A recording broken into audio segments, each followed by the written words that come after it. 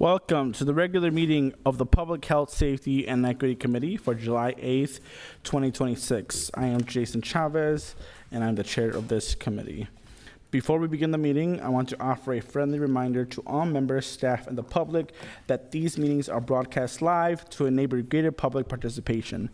These broadcasts include real-time captioning as a further method to increase accessibility of our proceedings to the community. Therefore, all speakers need to be mindful of the rate of their speech so that our captioners can fully capture and transcribe all comments for the broadcast. We ask all speakers to moderate the speed and clarity of their comments. At this time, I'll ask the clerk to call the roll so we can verify a quorum for this meeting. Councilmember Payne.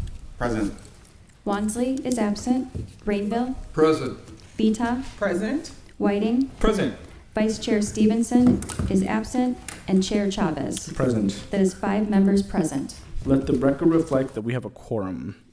I'll remind my colleagues that today we're going to be using the tags here for speaker management. So please use that if you want to get on cue to speak. Our agenda is in front of us, and we will begin with our consent agenda. After the consent agenda, we will move to the public hearings. And if you would like to speak during the public hearing and have not signed up to speak, please see the clerks in the hall to register to speak. On our consent agenda, item number 3 sets a public hearing for July 22nd to consider the mayor's nomination of Dr. Reginald Freeman to the appointment of fire chief. Item 4 postpones consideration and next steps for the law enforcement concealment of identity ordinance until August 5th PHSE meeting. And without objection, I'd like to move to approve item number 5 with the consent agenda, as I have no questions on this item. Item number 5 is a gift acceptance from the University of Chicago for Police Inspector Molly Fisher to attend the University of Chicago Policing Leadership Academy. Any objections to that? Great. Colleagues, are there any discussion on these items, or would anybody like to pull any item out? All right, with that, I move to set the public hearing for number 3 and move the motions for number 4 and 5 for approval. Any discussion? Seeing no further discussion on the motion, all those in favor say aye. Aye. Those opposed say nay. Any abstention? And those motions carry. Next, we'll take up our public hearings reflected in items number 1, and then after that, item number 2 on the agenda. Anybody who signed up for these items will be given 2 minutes each to testify. If you have questions, please see our clerks at the registration table outside the hall. For everyone in attendance, and especially those who may participate in our hearings or comment period, let me offer this notice. These hearings are being recorded and broadcast. Both the recording and the broadcast are classified as public data under the Minnesota Government Data Practices Act. By attending and participating in these proceedings, your image and any testimony or information that you provided will also be subject to disclosure under that law. That includes, but is not limited to your attendance, your name, and other personal details you provide, as well as any testimony or comments you provide, which includes any written submissions you make, which are included in the record of this meeting. On the first public hearing is to consider Mayor Fry's nomination of Kayla McConnon-Diarra to the appointed position of Civil Rights Department Director. To introduce this item, we have been joined by Mayor Fry, who is with us today, who I'll now invite to speak on behalf of his nomination. Thank you, Chair Chavez, members of the City Council. I'm grateful to be here with you today, and I'm very proud to formally introduce Kayla McConnon-Diarra as my choice to continue leading the Minneapolis Civil Rights Department. For over 10 years, she's brought immense passion, some sharp expertise, and a strong commitment to civil rights work here in our city. Having served as the interim director, deputy director, and director of the Complaint Investigations Division, and even as an investigator herself, she knows this department inside and out. She doesn't need time to get up to speed. She's already driving these results. And as a result, staff have been able to focus on the work and improve the lives of those who live, work in, and visit the city. Under her leadership and in line with our settlement agreement, the department completed its portion of the historic 234 case OPCR backlog. I want to note the place that our Civil Rights Department was previously in and the place that it is in now. And the juxtaposition is stark. The backlog was growing. We were not seeing the cases drawn down. And because of a combination of Kayla's great work as well as the work of former director Michelle Phillips and their whole teams, the backlog's gone. This was a real stain on the department and our ability to carry out the necessary reforms and culture shift. And to their great credit and the incredible staff in civil rights, the backlog is gone. And that's why our Civil Rights Department is recognized for excellence. They investigate thoroughly and transparently, and they protect residents. Under Ms. McConnell-Diarra's our leadership, our Labor Standards Enforcement Division will remain a powerhouse for economic justice. True compliance means partnering with and educating our businesses, aside from just penalizing them. It means working with them. This includes providing over 4,000 free technical support sessions to help local businesses thrive while doing right by their teams. As far as protected classes go, Minneapolis continues to lead the country in progressive civil rights work, and Ms. McConnell-Diarra's hands-on leadership was instrumental in crafting our historic civil rights ordinance expansions. We are one of just a handful of cities nationwide to explicitly ban discrimination based on height and weight. We codified protections for housing status, so housing insecurity isn't a barrier to opportunity, and we banned discrimination against justice-impacted individuals to ensure real pathways to a second chance. Throughout her time in leadership, civil rights made important amendments to all of our civil rights ordinance. In conclusion, the nominee here has been willing to stay doing the work through historically tough times because of her passion for the work, the department, and for the city.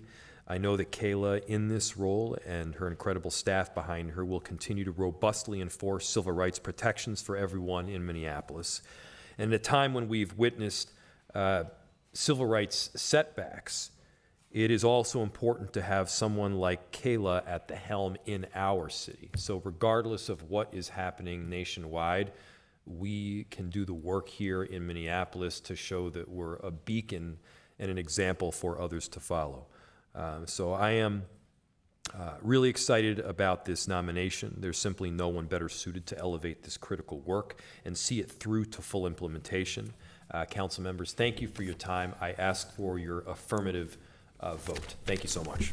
Thank you, Mayor Fry. Before we proceed to the public hearing, I'd like to recognize that we've been joined by Minority Leader Wansley, and without objection, Minority Leader Wansley, would you like your vote reflected in the consent agenda? Yes, I would. And I'm assuming those are in approval. Yep, affirmative. And clerks, if you can note that, please. At this time, I'm going to proceed to open the public hearing for the appointments. The first person on this list, and I'm going to try to read it as eligible as I can, is, I think the name says Bethany, if you're here. That would be number 1. Bethany, number 1. And I know that folks may be signing up for different testimonies here today, and they may be confusing the different public hearings that are happening, but Bethany Pidy, number 1. And if not, the next person would be Franklin, and last name starts with an R, number 2.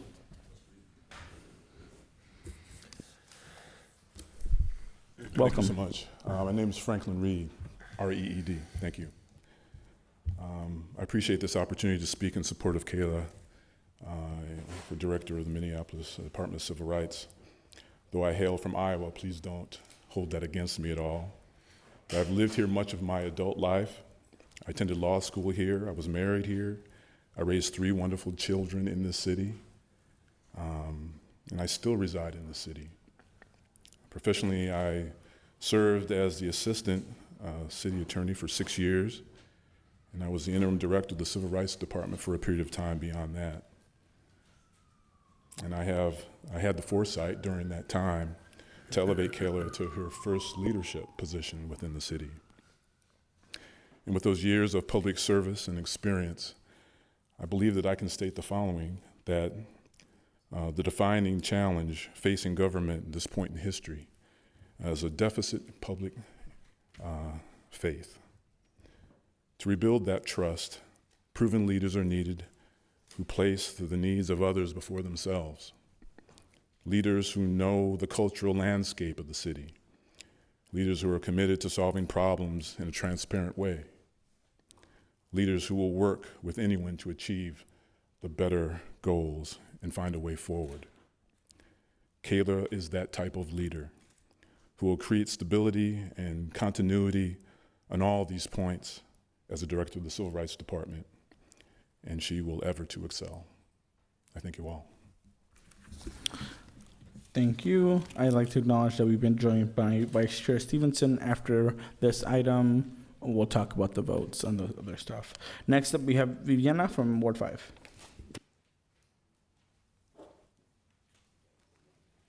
That's number 3. 1? Okay, go ahead. Well, number 1 can go next. So good afternoon, Chair and Council members. My name is Viviana Salazar. I'm from Ward 5. I had the privilege of serving as Chair and Vice Chair of the Minneapolis Civil Rights Commission, and I'm here today in strong support of Kayla McCannon-Diarra's confirmation as Director of Civil Rights. Over the past years, I've had the opportunity to work closely with Kayla, and I've seen firsthand the kind of leader she is. She believes in partnerships, she listens, and she understands that the strongest policies are built by bringing people together. Under her leadership, the Commission, the Department, the Mayor, and City Council worked collaboratively to advance important protections, including justice-impacted status, housing status, and height and weight. Kayla created a space for honest dialogue and meaningful collaboration. She respected the Commission's role, welcomed our input, and worked with us to move policies forward that will make a lasting difference for Minneapolis residents. She also expanded our reach beyond Minneapolis by bringing the department into the International Association of Official Human Rights Agencies. She ensured that I, as chair of the commission, was able to attend the annual conference, where I saw how respected Minneapolis is among civil rights agencies across the country. At a time when many cities were scaling back their civil rights work, Minneapolis stood out because of the strength, stability, and vision for this department. What I appreciate the most about Kayla is that she leads with integrity, she builds relationships, and she empowers others and keeps the focus on serving our community. She understands that protecting civil rights requires both courage and collaboration. I'm proud to support her confirmation because I know she has the experience, the values, and the leadership the city needs. Thank you. Thank you. Bethany?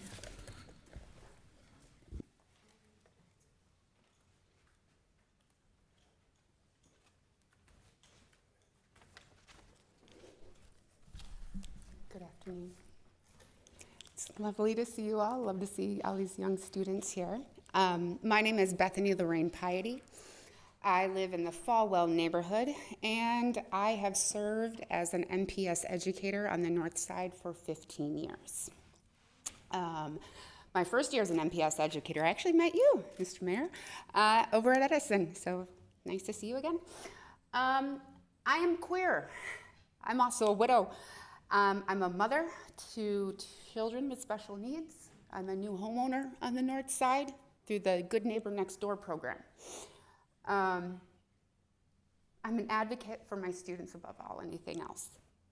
And I'm an advocate for the families that I serve in MPS. And at this point in time, while I do not represent MPS, it is a part of who I am as my identity. So.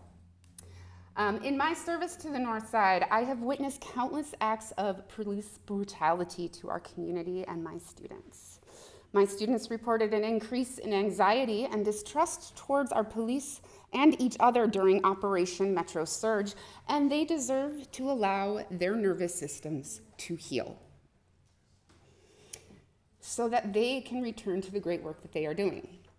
The presence of drones will simply serve to activate an already activated community. I don't mean to interrupt you, but that's the next topic. So the drone conversation is our next public hearing. Well, This is about our director, so if you can keep it to the topic of the director. no, I have nothing to say to the director, but Oh, I okay, cool. appreciate it. If you are here for the drone conversation and you want to speak to that, there are folks outside that you can sign up to testify. And that's, I kind of had a feeling that folks were, there's two public hearings. This one's about the civil rights director appointment. The next one's about the drones. If you're here to testify on the drone situation, please sign up and testify, and We'll head out we'll then. get a queue Thank you on that. for your time, Yeah, and I thank you. apologize for No taking all worries. your time. Thank you. Totally understand. All right, Michelle Phillips, number 4. Welcome. Thank you, Chair. Michelle Phillips. Thank you, council members, for giving me the opportunity to come and speak in support of Kayla Mkanandera for the Director of Civil Rights position. I want to speak a little bit about her leadership within the department. During a time of uncertainty and a lack of stability, Kayla stepped up. She has been a vital staple within that department. For 10 years, she's grown up in that department, from an investigator to the deputy director and now to the interim director. As a former director of civil rights, I was able to work with her. She taught me a lot. I sat down and I realized that she allowed me to lead the department for a time certain. It was her department. She didn't know it. I helped her to realize that fact, bring her along as we stabilized our divisions. We worked with several of you council members, as well as the mayor's office, the administration, to let the Civil Rights Department understand their full potential. Kayla led that charge. We made sure that we were out in community. We established some very strong civil rights protections with several of you, as well as worked on our CCPO ordinance, stabilized that commission. She helped to make that happen. I stepped back and she led. She led with integrity, with transparency, and with courage in a situation where there was a lot of blowback for where we were, but she saw where the department in the city could go. I have nothing but the utmost respect for this young lady to continue to move this department forward, to continue to cultivate the young professionals that we have in that department, to grow them, to continue on with the succession plan, to strengthen those protections. Thank you. Thank you. All right, everybody. Is there anybody else that would like to address the committee? Going once, going twice, going 3 times. All right, seeing no one else wishing to speak, I will now close. Okay, I will now close. We're good? Okay, I will now close this hearing and invite the nominee, or Mayor Fry. Okay, Mayor Fry. Thank you, Mr. Chair. Very briefly, I just wanted to note how cool it is that former Director Michelle Phillips came to this particular hearing. Both she and Kayla were obviously really important partners in transitioning this civil rights department and doing some effective work. But the fact that she flew across the country from Oakland to testify for 2 minutes on the dot, I just think is really amazing. And so thank you so much for being here. Thank you, Mr. Chair, for the brief comment. No worries. Welcome. Good afternoon, everyone. Chair Chavez, Vice Chair Stevenson, committee members. It's my pleasure to be here and speak with you today. I want to start by thanking the mayor for the nomination and the confidence in me to continue doing this work in the permanent director role. And then I also want to thank, of course, you all as members of the committee for considering that nomination today. It has been both a pleasure and an honor to have worked within the Civil Rights Department for the last 10 years. As has been mentioned, I've held a variety of different roles within the department, both as an investigator, a division director, a deputy director, and then as the interim department director. And I've chosen to stay in this department, to grow my career in this department, and I'm energized and inspired to take on this new opportunity because I believe so strongly in the work that the Civil Rights Department does. It truly is impactful work that really has impact on all the folks that live in, work in, and visit the city of Minneapolis. The impact of the Civil Rights Department, I think, is both varied and vast. It includes a person receiving back wages who may have been making less than the city's minimum wage, a family with a Section 8 housing choice voucher being able to access the housing of their choice, a monetary settlement for a victim of racial discrimination, a police officer receiving discipline when they engaged in inappropriate behavior, or small business owners getting access to work on city contracts. This work really importantly helps individual people. It makes them whole after their civil rights have been violated or ensures they have equitable access to opportunities. But it also has a much broader impact in creating a more just Minneapolis. Cases investigated in the Civil Rights Department often bring about large-scale change in practice and policy. They raise awareness and promote education around civil rights and what rights folks have in our city in a way that truly prevents civil rights violations from happening again in the future. I'm thrilled at the opportunity to continue to lead this department into that future and continue to provide tangible, impactful outcomes that make for a more just Minneapolis. I see the role of the Civil Rights Department as bringing to life the protections that you all work so hard to put into ordinance and into law that we are able to enforce. Those laws are foundational and vital to being able to have civil rights protections, but they become that much more meaningful when we robustly enforce them. And that's a responsibility that the department, I as the leader, and our entire staff take incredibly seriously. As you all know, we have 4 different divisions within the Civil Rights Department, and I do just want to note each of the types of work that we do. We have our Office of Police Conduct Review, which investigates complaints of misconduct against Minneapolis police officers, and this is specifically complaints that are made by members of the public here in Minneapolis. We have our Complaint Investigations Division, which enforces our civil rights ordinance and does all our anti-discrimination work, investigates discrimination allegations. We have our Labor Standards Enforcement Division, which enforces all of our city-level labor laws that are super important. And we have our Contract Compliance Division that ensures equity in city contracting. Our collective vision, which we drafted as a department, is as the people's investigator, we strive to eliminate civil rights violations in the city of Minneapolis by rooting ourselves in service, justice, and community, and working to remove the systemic and institutional barriers that cause harm. And that's really what we do every day. I think it really accurately encompasses our ultimate goal across all of our staff and all of our different divisions. My vision as the department leader, which I've shared with all of you in various forms, is I want to ensure that our Civil Rights Department is truly the civil rights agency of first resort. We want to be the first folks that people think of when they feel like their civil rights have been infringed on or violated here in the city of Minneapolis. And we want them to come to us because, of course, they know that we're here and they feel like they can access services. But we also want them to come to us because they believe that they will be treated with dignity and respect throughout the investigative process, and that we're highly professional, objective, and really produce those impactful outcomes.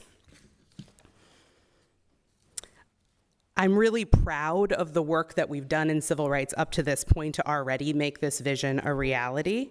Over the past 2 years, we engaged in a significant department restructure, staffed up and retained highly talented staff, maintaining a department that is largely fully staffed for the first time in recent memory.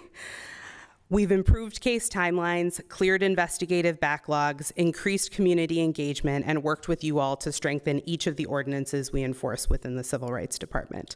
And we have engaged in continuous improvement of all of our processes and procedures across the department.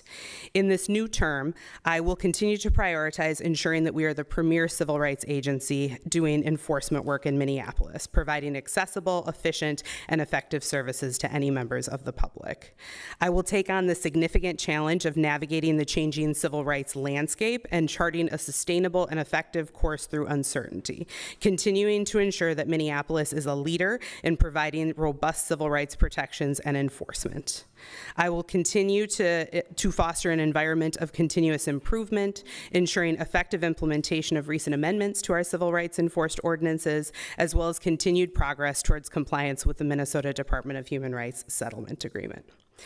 I feel really confident that we can accomplish these things because of the incredible leadership team and staff in civil rights, and especially leadership team both past and present.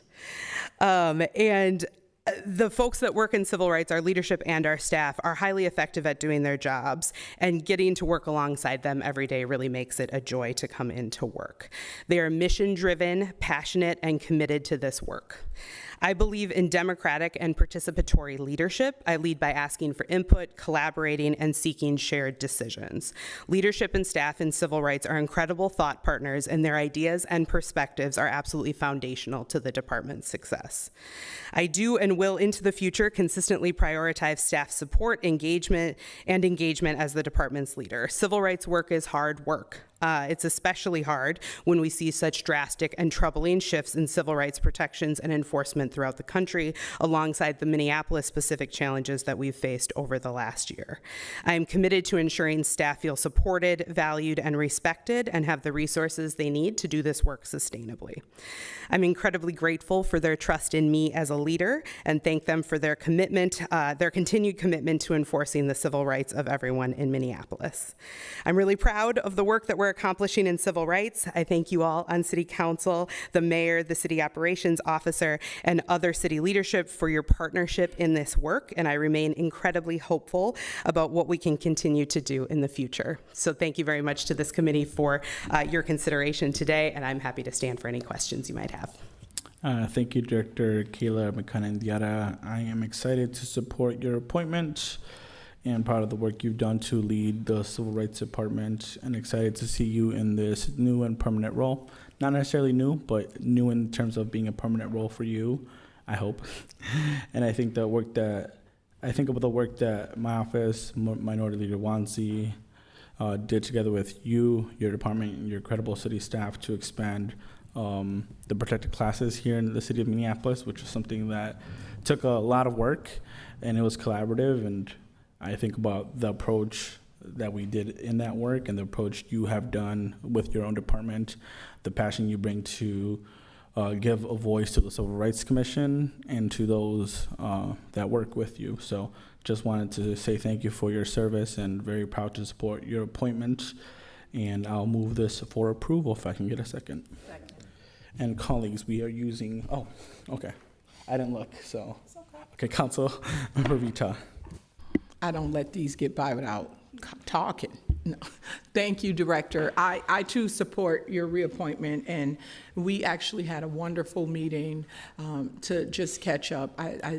I really appreciate the passion that you bring to this job, and I would say more than anything, your passion to educate. Some of the most complicated things I've had to work out with your department behind the scenes. You know, there's been this public talk about the things around protected class, but you do a lot of things behind the scenes that people don't know about, that support our businesses, that support people's everyday lives here in Minneapolis, and I appreciate the passion that you bring to that. And the biggest thing is, I would be remiss if I didn't say the miracle you all pulled off in getting through those cases. I just really never thought that was gonna happen, because year after year after year, we were told, you know, it's happening, but it's not happening, right? And so, like, the work that you all did collaboratively to get through those cases and to give me as an elected official the freedom to say to constituents who were watching that so closely that it's done. We have zero case. There is no backlog. I really never thought there was going to be a day when I got to say there was no backlog, because there were just years of us being at a standstill with those cases. So thank you so much. That really showed me how committed you are and how committed your team is to making sure that the city of Minneapolis is transparent and that the city of Minneapolis is providing a service to residents that they really want. So thank you so much for that. I'm forever grateful to you, former Director Phillips, and the entire team for doing that work. I know it was a heavy load, but it got done, and I'm proud of what you all did, your entire team, to make sure that that was done. I have a few questions, and I think we may have talked about some of this before, but just wanted to know, like, what do you see as your biggest accomplishment so far in this role? Yeah, so it's hard to narrow it down. Chair Chavez, Councilmember Vita, thank you for the question. It's hard to narrow it down to one. I think that maybe two things that I would say is, one, building the incredible team that we have, the staffing up of the department and staffing up with really talented, highly qualified folks has really been the foundation of how we've been able to move this work forward, how we've been able to accomplish so much, especially in that investigative space and moving all of those cases forward.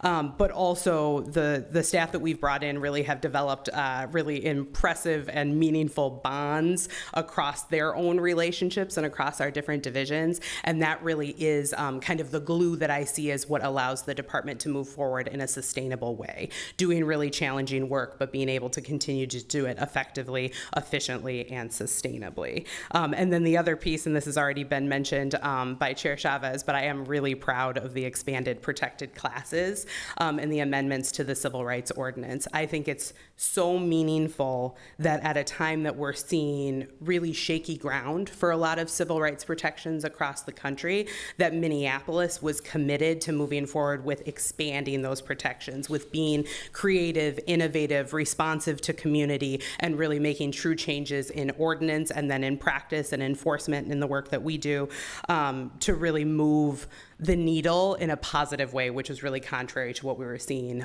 in other places around the country. So that's the other piece that I would say I'm most proud of. Thank you for that. And what initiatives or projects are you most excited about advancing if you're confirmed?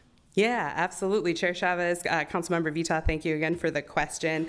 One thing I'm most excited about right now is exploring what it means to be a civil rights agency in this kind of new landscape. How can we really be a standout leader and an example of what it is to continue to robustly enforce civil rights protections despite everything that is happening around us? I've spent a lot of time talking with my staff, and we're kind of in the infancy of some of these thoughts, but what does it look like to expand our reach beyond civil rights into more of a human rights space, right? And what sort of relationships can we build across the country with other municipalities that have a very similar set of values, a very similar set of priorities around civil rights enforcement work, and how we can work together to again, continue to innovate, lead, move the needle in a positive direction. Thank you. And my last question is, what's been the biggest challenge in this role?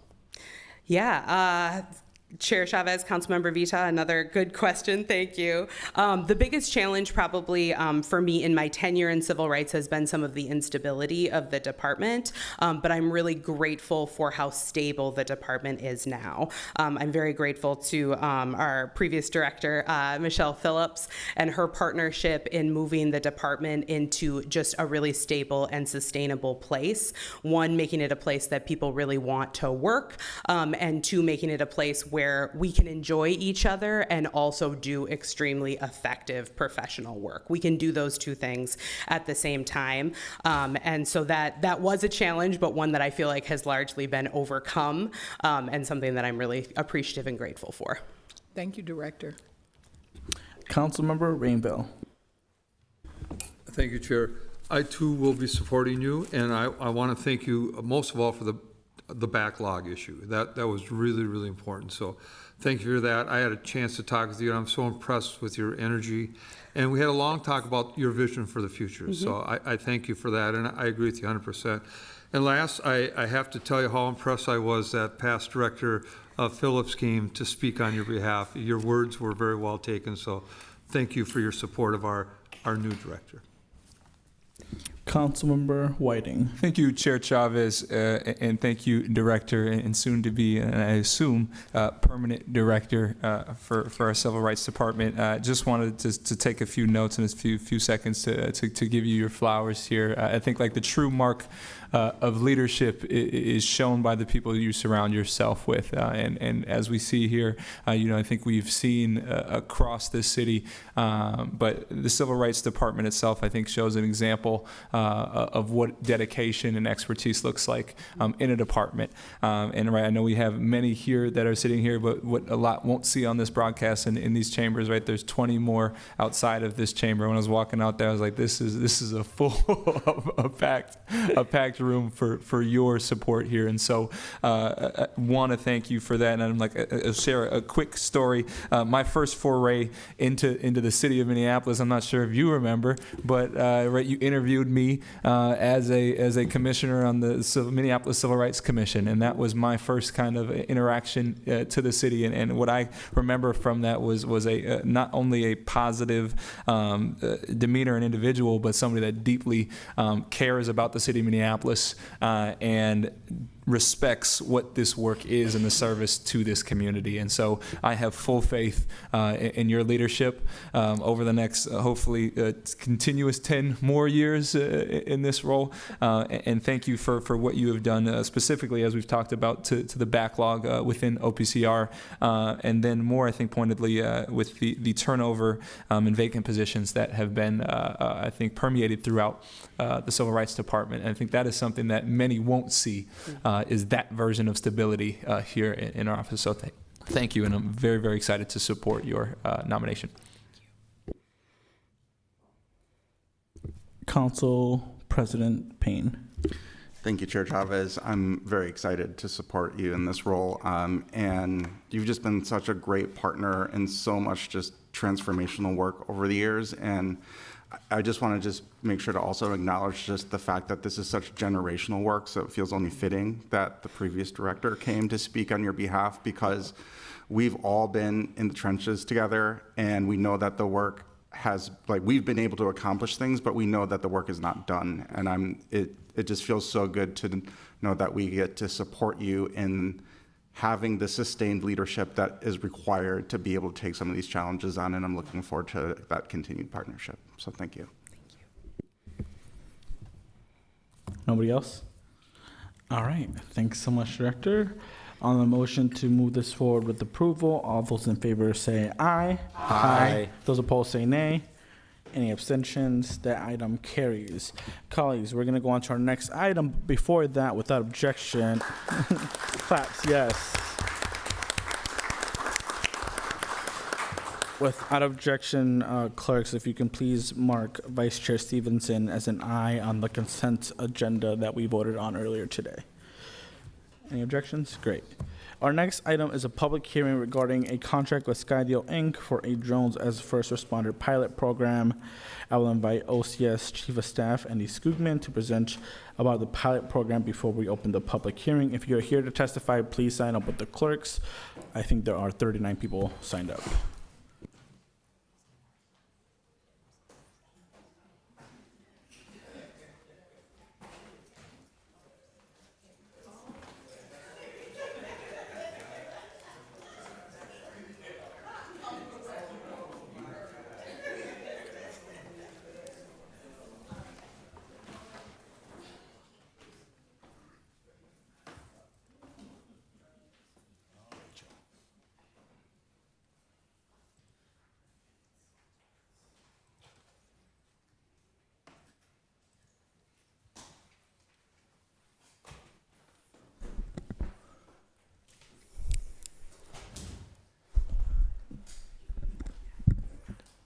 Good afternoon, Chair Chavez, Vice Chair Stevenson, and members of the Public Health and Safety and Equity Committee. For the record, my name is Andy Skugman. I'm the Chief of Staff for the Office of Community Safety here in the city of Minneapolis. Thank you for the opportunity to present today on a proposed Drones as First Responder pilot project.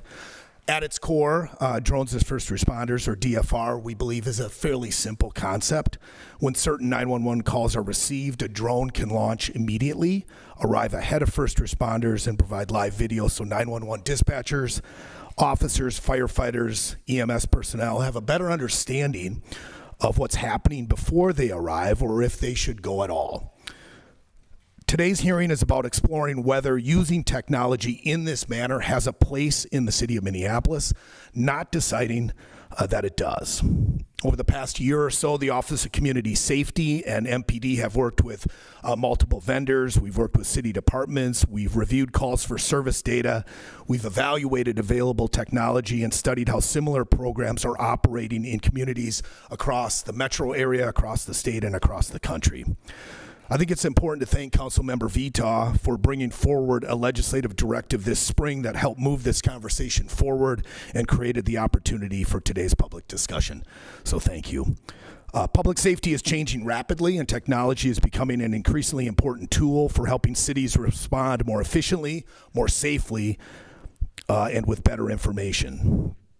Drones are not a replacement for police officers, for firefighters, for EMS personnel, or other first responders. They're simply a tool that helps ensure the right resources are sent to the right call at the right time. In some cases, the information gathered, we believe, may confirm that immediate police, fire, or EMS response is needed. In other situations, it may show that a different response is more appropriate, such as dispatching the behavioral crisis response team or another non-sworn resources. And in some instances, the drone may determine that the situation has changed or been resolved before responders arrive, allowing those resources to remain available for other emergencies across the city. Minneapolis, like many cities across the country, continues to face staffing challenges. If technology can help us improve efficiency, enhance safety, and provide better service to residents, we believe it's worth exploring. Lastly, I'll add that other departments in the city have told you, and they did testify before this committee in the past, that they too could use drones for a variety of regulatory functions. But today we really do want to focus on how MPD would like to use the technology. So with that, I'll turn things over to the Deputy Chief of Patrol for Minneapolis Police, Tom Campbell. Welcome, and if we can make sure that we're moving the slides so the public can see what's happening, if you're on the topic. Good afternoon, Chair Chavez, Vice Chair Stevenson, and council members. My name is Thomas Campbell, and I am the Deputy Chief of Patrol and the Special Operations Division. Part of my duties is to oversee the MPD drone unit. I brought with me the Special Operations Division Commander John Syseth and Sergeant Roger Mua, who runs the day-to-day drone operations for the Minneapolis Police Department today. I also have Assistant Director of the Emergency Communications Center, Leticia Cardenas, with me, who will be speaking later during this presentation. Today, just like the last directive time we were here in May, I'm very excited to be giving you a presentation on the Drones as First Responder 75-day no-cost pilot project. The project has immediate benefits to Minneapolis 911, police, and fire response. It's important to note MPD Now uses drones since 2022. We currently have 12 pilots with their Part 107 licenses, which allow them to fly drones in the city. Our current fleet to date, we have 12 exterior drones, and we have 17 interior drones that we use. Since the fall of 2022 till today, these numbers are a little higher from when this was created, but today we have 640 total missions, and that would include patrol responses already and some responses under the Special Operations Division. And currently, we do fly our drones from squad trunks or from the drone command vehicle if it is asked to come out to a scene. What is Drones as First Responder? DFR for short. It's the proactive use of drones to immediately respond to a 911 call for service that comes into dispatch. Upon arrival, that live video is streamed back to dispatch to where the pilots will be seated. It'll provide that real-time situational awareness to that drone pilot. That in turn, the first responders will be able to see in real time. I'll say the first responder will be able to see in real time what is happening on scene. They can relay that information to officers that are dispatched out there to give them a more informed response or the possibility of clearing that call later on without even having a police squad response to a scene. The proposed DFR pilot project, as stated, it's a free 75-day trial period conducted in the 4th Precinct alone. That is driven by data. I'll be showing that to you here in a few minutes. This is a proposed partnership with Skydio. Skydio is the largest drone manufacturer in the United States today. They currently work with 5 agencies in Minnesota: St. Paul, Duluth, Rochester, Minnetonka, and Brooklyn Park.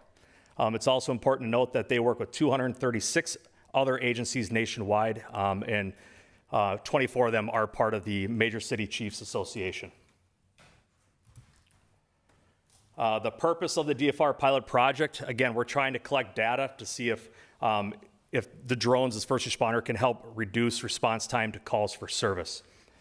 Could we have cleared certain low-level calls for service without even having to dispatch a squad car out there? We also want to talk to officers, survey officers, see if they feel that this increases their overall safety, their awareness on what calls they're going on and what maybe lies ahead before they arrive. And obviously, we want to talk to the community and see if they feel like this also increased their safety as well. Lastly, we want to see if this could improve effectiveness and efficiency of other city services, that being fire, EMS during this trial period, but later on, as Chief of Staff Skoogman had noted, something along the line of regulatory services if they could find benefits in this. Again, the trial location is at the 4th Precinct. We're hoping to launch from the Fire Station 14 off of Lowry Avenue. The plan initially will be to have 2 drone stations on top of Station 14. We sent our 2025 calls for service for the 4th Precinct to Skydio through their IT department. They went through our priority 0 and 1 calls. Priority 0 and 1 calls are our highest priority calls that the city has. They were able to show that MPD got 33,402 calls for service in the priority 0 and 1 categories. Of those calls, they put it through their analytical system. However they do it, they found that just having 2 drone docks on Station 14 could have responded to 4,643 of those priority 0 and 1 calls under 120 seconds. So 911 caller would have a drone over top in under roughly 2 minutes. Pretty impressive.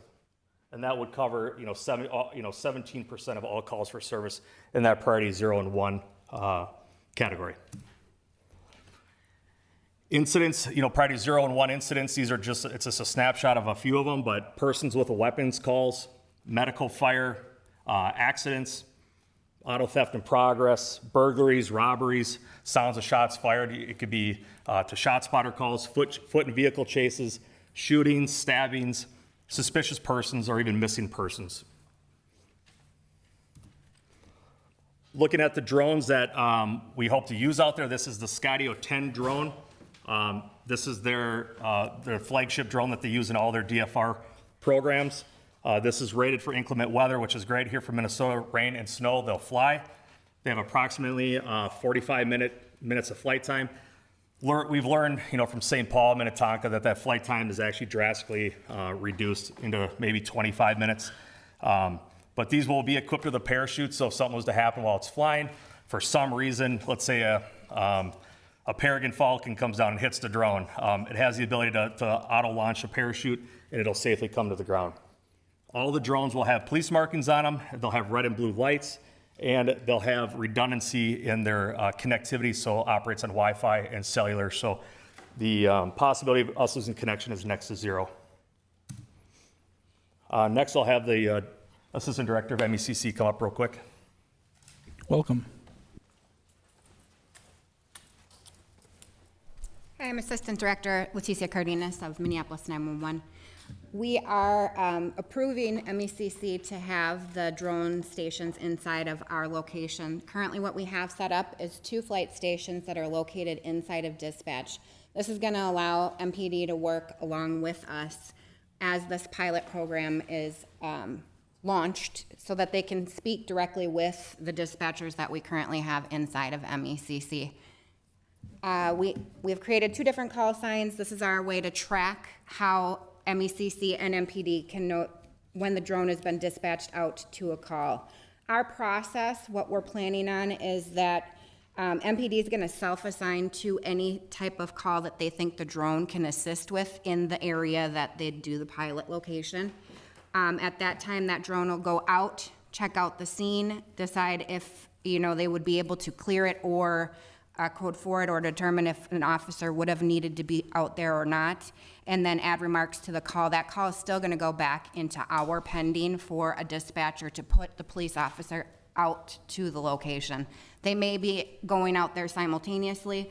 The goal in that is to try to figure out, is the response out to the location faster with the drone and able to be cleared than it would be to have an actual officer go out. It also is going to assist us with not utilizing an officer when they're not needed out on a scene for a 911 call.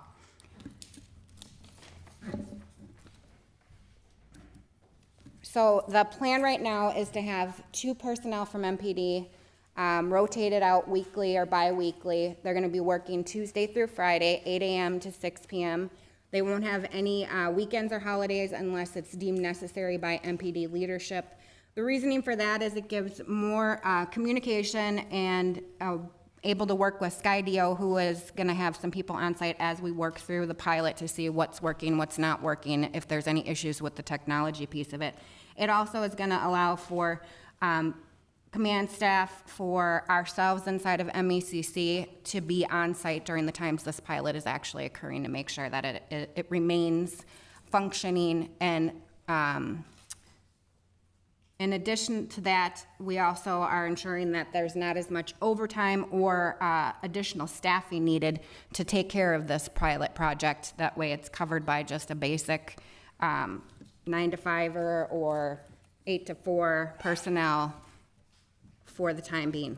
I'm going to kick it back over to Deputy Chief Thank you. Campbell.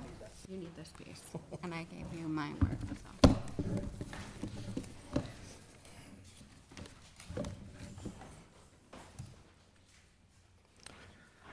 Okay, I can talk to either one. Our data collection, very important piece of this. Actually, it's the driving force behind this. We want to look at dispatch times, the times it takes from that 911 call coming in, and how quickly we can launch a drone to a scene. How long it takes from that dispatch time to the arrival time on scene as well. We're going to make sure we track all that. And code 4 time. Could we have code 4 to scene with the drone prior to a squad arriving? So we're going to keep track of the ability to say, yeah, we can code 4 these scenes. The clear time, the total time from dispatch to the incident closure. So part of this is going to be, a comparison between the drone response times and traditional officer response time. Regardless of the priority call, 0 or 1, we are going to send a drone, and we will be sending a physical officer to the scene. The drone may have to leave after entering in some remarks, but we're not going to eliminate the squad car from going to that scene during this trial period. After every flight, we are going to be doing an MPD reporting. We're going to look at putting all this into our system, our tracking system, and to see how the performance is on each deployment. Privacy, data, and compliance safeguards. I understand this is a huge thing, right? Privacy, I get it. It's very, very important to all of us. Operations conducted only as authorized by state law. That's the only way we're going to be flying these things. The camera, when a drone is launched, that camera remains pointed at the horizon the entire time until arrival at the 911 call scene. The camera then will be actively controlled by the remote pilot once they're on scene at the incident. All flights are recorded and uploaded to evidence.com. As soon as that drone lands on its dock, it starts immediately downloading on evidence.com. It's much like our body cams. When we get to a Wi-Fi signal, our body cams do the same thing. So the drones will be mirroring that. Non-evidentiary flights are automatically deleted within 7 days. We do have the ability to shrink that time period. Minnetonka does 3 days, so that's up for conversation. Whatever we want to do, we can shrink that. But the 7 days is mandated by state law that you have to delete. Flights with evidentiary value are retained according to Minnesota evidence retention requirements. However, through conversations with our city attorney's office, ALIFA, which is the independent monitoring team, with the MDHR settlement agreement, we will be keeping all evidentiary video indefinitely. Regulatory oversight. Lots of oversight, a lot of governance on this, which is super important. The FAA, we are bound by the FAA on how high we can fly, where we can fly. Our state statute is another thing that obviously controls when we can fly, and then our department policy. So 3 levels of governance here and oversight. State statute 62619 regulates when we're authorized to use the drones. It mandates yearly reporting to the BCA for every flight. They have to be recorded and sent to the BCA at the end of the year. It mandates retention laws, which I stated before, how long we have to retain information and videos. It prohibits drones from being utilized for random surveillance, prohibits drones from having facial recognition. It's important to note that the X10 doesn't even have the technology or even the ability to have any type of that software or equipment put on it. And also the state statute prohibits drones from being equipped with any kind of weapon system. Our MPD policy mirrors state law. Also that we've included in our policy that quarterly reports, not just a year like the BCA, but the chief of police will be getting a quarterly report on any and all UAV usage in the MPD. Under the subdivision 1, 7, and 8, if a drone pilot wants to fly outside of those subdivisions, they have to call the Special Operations Division commander and seek approval and explain why they want to fly a drone outside of the 3 subdivisions here. And if the commander is not available, then a deputy chief or higher has to approve those flights. A real cool thing that I like to look at on other departments, they have a public-facing transparency dashboard, which we will have here. It'll be active if we're allowed to have the pilot project. This tracks all flight data and the reasons for the flight, and the community can go on the City Talk website where it will be live, and they can say, you know, if they're out one night and they see a drone fly over the top and it has red and blue lights on it, and they say, hey, I want to know where that drone is headed, what's going on. Within 24 hours, they can go into the public-facing dashboard and look up that information. Community engagement, big piece for our drone unit. They're always fulfilling requests to go out and show schools or you name it. Some people in the community want to come out and have these demos done. So we do the precinct open houses as well. Community MSTAT, they go out for demos on that. The Peace Internship Academy got a pretty cool demo. Skydio themselves, the company, has a program called Skydio for All, provided free by the company. So if they have a request, they'll come out with their trucks, all their drones, and they'll inform and educate the community on how to fly, how the drones work, how they fly, and they'll allow the community to fly them as well. Lastly, my hope is if we do get a DFR program up and running, that we get a dedicated drone webpage on the city website that has full engagement with the community. Outside agency DFR successes, I think this is a really important piece. St. Paul PD has been flying drones since 2023. They just started their own DFR program in May, on May 30th. They have 3 docks, 1 in each one of their districts. They've flown over 585 missions to date. They've arrived on scene on 585 of those missions in under 90 seconds.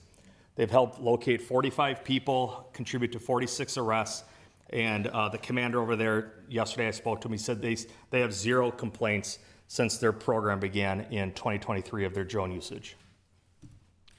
Minnetonka, this was the first 6 months of their program, over 400 flights. 65% of their drone was the first on scene on 911 calls. They showed that 20% of their calls were able to be canceled. A patrol response could be canceled. And they surveyed their officers, and they said that 90% of the time they believe that the drone gave them good information prior to them arriving on scene. San Francisco, a lot of the same issues that we have here with auto theft, some of the crime patterns, but San Francisco showed that in 2024, when they started their drone program, it had a drop of their overall crime by 30%. The reduction in auto theft in 2026 went down 44%. They had more than 500 arrests related to their drone program, and they recovered, they had 166 stolen vehicle arrests associated with it. Redmond, Oregon, incredible numbers here, but in 2025, they had a minute 33 average response time with their drones to 911 calls, and 80% of those calls, the drone is the first on scene. They noted overtime hours saved, 113 hours of overtime saved in 2025, and then $60,000 cost savings from clearing calls with the drone and not sending a police in a squad car. Just a quick cost analysis. We looked at the current pilot project. If we were to pay Skydio for this for a full year, for the 2 drone docks, is approximately $150,000 per year. I know some of you were wondering about that on the last legislative directive. We mentioned this, but not only police but fire had mentioned that they see a huge benefit in the incidents that fire could respond to these. The drones could respond. And a great example would be Central and Lowry Avenue had a building fire. They were able to use one of the drones to go up and see where the water was shooting out of the, the ladder fire hose, lack of a better term, but they were able to redirect where the fire was, where they couldn't see from the ground. But they said they could use it in hazmat recons where we don't have to send our people into these hazmat areas. You could send a drone in to get an aerial look. Water rescues, rope rescues, Minnehaha Falls, sometimes there's things down there where we could send a drone to get a bird's eye view on things. The next steps, if approved, if approved today, but we know this goes to full council, July 16th. If it's approved, we could be flying by July 20th. That's the earliest we could do it. And obviously, we want to set after the 75-day trial period. We want to present again to this committee here on the results from the 75-day trial. As I stated before too, I know it's easy to have opinions on things, but I really want to invite everybody here to come down to MECC and see how everything works, how this program works, talk to the pilots, talk to dispatch, and see how efficient this can really be. Ask questions and be engaged. So with that, I'd like to say thank you for your time and open up for a few questions if you have any. I think what we'll do is open it for the public hearing, and then after that, we can open up for questions. Got it. Okay. All right, colleagues. Well, thank you for the presentation. Thank you. As I said earlier, there are at least 39 people here to testify, so I'm just going to ask the public to please keep it to your 2 minutes and don't go over. Otherwise, it's going to be very difficult for us to finish the rest of the agenda, which we still have a few other items left. I will ask everyone to please keep it respectful. I will now open this public hearing. The first person to speak on this item, and I'm going to name your number if I don't say your name correctly, and also it's just a lot of cursive writing here. So, number 1, Deshaun McDonald. Okay, thank you. Number 2, Dan, is it Almonds? Number 2. Okay, so I'm in the overflow room. So I'm going to say the names out loud in numbers. That way, if you're in the overflow room, you can start walking over here. Number 2 will be Dan. Number 3 will be S. Heller. Number 4 will be Elizabeth Oppenheimer. Number 5 will be Gabe Heller. Number 2, welcome. Number 3. The person who had spot number 1 left, so he gave me his spot. I was originally in person number 21. Okay, thank you. Hello, my name is Meredith Abbey, and I'm the Director of Women Against Military Madness, and I've been a resident of Minneapolis for 30 years. WHAM has been organizing against drones both domestically and internationally since 2012. We see them as weapons of war and mass surveillance and do not want them to be used to control or kill people either at home or abroad. Drone attacks that cause thousands of fatalities across the globe and are a leading cause of civilian casualties in war. For example, in Sudan, over 80% of civilian deaths are caused by drones. WHAM activists have led protests here in the Twin Cities, have traveled to Camp Ripley, have traveled to Boeing's corporate offices in Chicago, all to protest against drones. We do not support a contract with Skydio because they profit from the use of drones as weapons of war in Palestine. In fact, the only reason why Skydio is a large company and can afford to entice Minneapolis with a 75-day free trial is because they've made bank from killing Palestinians. Any contract with Skydio would be using taxpayer dollars to support a country that not only sells its drones to apartheid Israel, but would be funding their R&D to make more drones and therefore more weapons. The people of Minneapolis do not want Skydio's blood on their hands, and passage of this proposal would be completely in contradiction to the 2024 City Council resolution that called for a ceasefire in Gaza and supporting an end to taxpayer dollars contributing on Israel's attacks. We also do not support the use of Skydio for drones as first responders program. It's important to note, our city is known throughout the world for the murder of George Floyd. Since his murder in 2020, the city of Minneapolis, including the mayor's office, has done virtually nothing to rein in killer cops. We cannot give this police department access to drones. Without community control of the police, we have no reason to believe that they wouldn't use them to police black and brown communities. It would be completely irresponsible for the Minneapolis City Council to give this police department any technology that could be used to surveil Minneapolis residents. Thank you. Next up, we have number 2, Dan. Number 3, S. Heller. Number 4, Elizabeth. Number 5, Gabe. Hello, I'm Dan Edmonds, a member of North Minneapolis in Ward 4. I'm here to speak in opposition of the trial of the Skydio drones. It is with great frustration and disappointed that I am required to be here today to speak out against this. I would assume that given what has happened in the city during our occupation, when we were terrorized, kidnapped, and gunned down in the streets by the federal government, that the use of drones as first responders would not be the best path forward. It is not lost on me that many of the council members who support this initiative were also those who were wholly absent during the occupation and subsequent resistance to ICE, and that many of the members who stood shoulder to shoulder with their neighbors during that harrowing time do not support this partnership. It is also not lost on me that many of the council members who supported the so-called Cop City initiative are also in support of using AI drones to provide somehow adequate care to their neighbors. The same drones, mind you, that the Israeli Defense Forces used to locate, target, and kill innocent Palestinians. These machines are tools of genocide, and Minneapolis must reject tools used to oppress and murder people, and instead stand in solidarity with people with whom we share a similar struggle. We cannot provide more money to a company complicit in genocide. Additionally, why are the tax-paying citizens of this city meant to foot the bill of the Minneapolis Police Department yet again? A police department that, while this city was occupied, sat on its hands while racking up thousands of dollars in overtime that cannot be accounted for. A police department who still has not publicly apologized or taken accountability for the murder of George Floyd and its abandonment of the community in the months after. A police department that cannot explain why it has gone $20 million over budget and then constantly asks for more. No more money to the police, no drones. We are all Palestine. Thank you.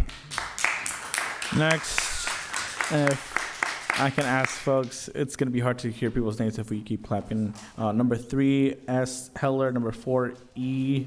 Elizabeth O. Number 5, Gabe H. Number 6, Will. Number 7, Everett. I'm just naming it out loud because there's folks in the overflow room that need to be able to hear us. Welcome. Good afternoon. My name is Sarah Heller. I have been a proud resident of Camden and Ward 4 for 16 years.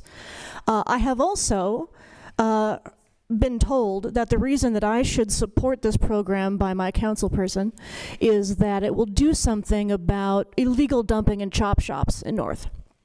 We have a serious problem with illegal dumping and chop shops in North Minneapolis, let me tell you. I have been personally fined thousands of dollars for mostly house flippers and their subcontractors who dump their construction waste in my yard. A drone will do nothing to solve this problem. Nothing at all. That's a 311 call. I have been through this a lot of times. That's a 311 call, not a 911 call. So when I read that they want to use this for emergency response. And then I am told that I should turn out to support it because of regulatory issues. What I take away from that is that no one knows what this is really for, right? They want the drones first, and they'll figure out what they're going to do with them later. And that concerns me deeply as someone who has lived in a part of town that has suffered a lot of police abuse. Every interaction I have ever had with a member of the MPD in North Minneapolis has been one in which they degrade me as a person. The relationship between the police in Minnetonka or Rochester or Duluth is very different than the relationship that we have in North with the police. Yeah, there's no excuse. I have more notes, but I know that we have a lot of people coming, so thank you for listening. Please oppose this. There's I read names again, so if you don't hear me, let me know. But number 4, Elizabeth. Number 5, Gabe. Number 6, Will. Number 7, I think, Emmett or Everett. Welcome.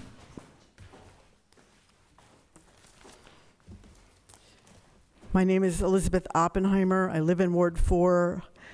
Everyone with whom I've communicated directly about this proposal have reported that no one has asked if we wanted a drones program for first responders.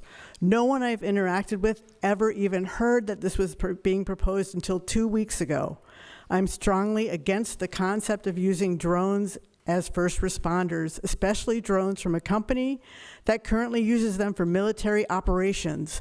When will the militarization of our city's police draw down for good? I became interested in the right use of technology by the MPD when there was growing interest in using body cams. So I went to a public hearing for my first time around 10 or 12 years ago of this very same committee. As that hearing got underway, I heard one officer say to another, "They're going to give us body cameras and we will just break them." I have since read that MPD officers often sought ways to undermine technology or resist its implementation until they learned how they could expand its use and get away with it. Police officers and their supervisors have looked the other way or have made their process of investigating themselves completely opaque to the public. Also, the police themselves reported unease in MPD's own technology systems per a summary of the information collected from focus groups ahead of implementing the consent decree. And you should have packets with some of this information, should have been brought to you. So why would giving even more technology to police be a good idea? The work to implement the consent decree fully should be not leapfrogged over just because other cities are using drones. Other cities don't have the harmful history of police killings of black people that Minneapolis has. Say their names: Terrence, Franklin, Jamar, Clark, George Floyd. We need respect for our individual and shared humanity, more relational work on the ground, not remote drones in the air. Next up, Gabe. Number 5, 6, Will. 7, Emmett or Everett. Hello, my name is Gabe Heller. I live in Weber Camden in Ward 4. So I've lived in North for nearly 20 years, and I've had people dump things on my property, even cars. But the solution is not drones. It's for the police to get off their duffs and do their jobs. Last time someone dumped a car in my yard, I called the police. They shone a spotlight in my eyes and yelled, "This better be stolen or else it's your responsibility." Those are not the words of a policeman with the patience to stake out an illegal chop shop or serial dumper to catch them in the act. That man would not use a drone to catch people illegally dumping stuff in my yard. That man would use a drone to catch me not mowing my lawn during No Mow May and get me cited for it. That is a man who solves problems by killing the messenger. The problem is not that the police don't have drones. The problem is they don't trust Minneapolis residents. They don't trust me, so I don't trust them. And sure, the consent decree is supposed to solve that, but it hasn't yet. And until it has, I don't want the police to have access to drones. And if boots on the ground is just impractical and surveillance is the only solution, I want that surveillance placed in the hands of the community, so we can decide what problems are serious enough that sharing information with the police is warranted. Number 6, Will. 7, not sure. Number 8, Heather. Number 9, Caitlin. Number 10, Bob. Hello, my name is Will Reilly. I've been a resident of Minneapolis Ward 4, Precinct 5, Weber Camden neighborhood for about 5 years now. In the last few weeks, I've helped my neighbors and friends organize grassroots petitions against this proposed DAFR program. Those and over 500 signatures were emailed to the City Council this morning. My community has been having resources pulled out from under it as long as I've lived there. We've lost grocery stores. By all metrics, we're an urban food desert. We're rapidly losing funding for our schools, especially for the arts and humanities. Classes are being axed. I have neighbors struggling to afford food and rent, and their kids are struggling in under-resourced schools. So when I hear that the city is potentially going to be spending big money on military-grade drone technology to the police in our neighborhoods, you'll hopefully understand that my first thought is, you can't be serious. We just spent months enduring a brutal winter of military-equipped federal occupation and terrorization, and on the heels of that, you wish to provide military-grade drone tech to the cops in our neighborhoods, in our already over-surveilled neighborhoods, purchased from a company that directly profits from warfare and imperialism. You can't be serious. And don't get me wrong, it wouldn't be okay even if these drones are bought from Temu. It's just quite a red flag that you went straight for this particular provider. We need money for our schools, for housing, for grocery stores, not drones for police. Do not go forward with this program. We're not okay with any version of Big Brother. Thank you for your time. Number 7, Everett. Number 8, Heather. Number 9, Caitlin. Number 10, Bob.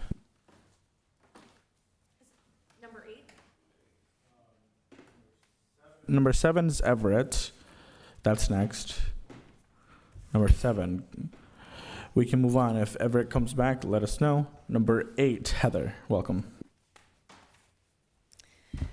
Thank you. My name is Heather Michelson. I'm a resident of Ward 5. These drones are not safe. 2 weeks ago in Brooklyn, New York, a Skydio drone crashed out of the sky. There's no explanation from the city or the company of why that happened or how.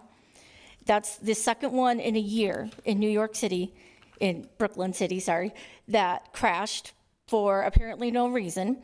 And these drones are, as someone else mentioned, used by the IDF in their genocide on Palestine. And not only that, but in October 2025, the Washington Post did a story that Skydio provides information to ICE. And Minnesota state law also permits drone footage to be used by any government entity provided that they make a request in writing.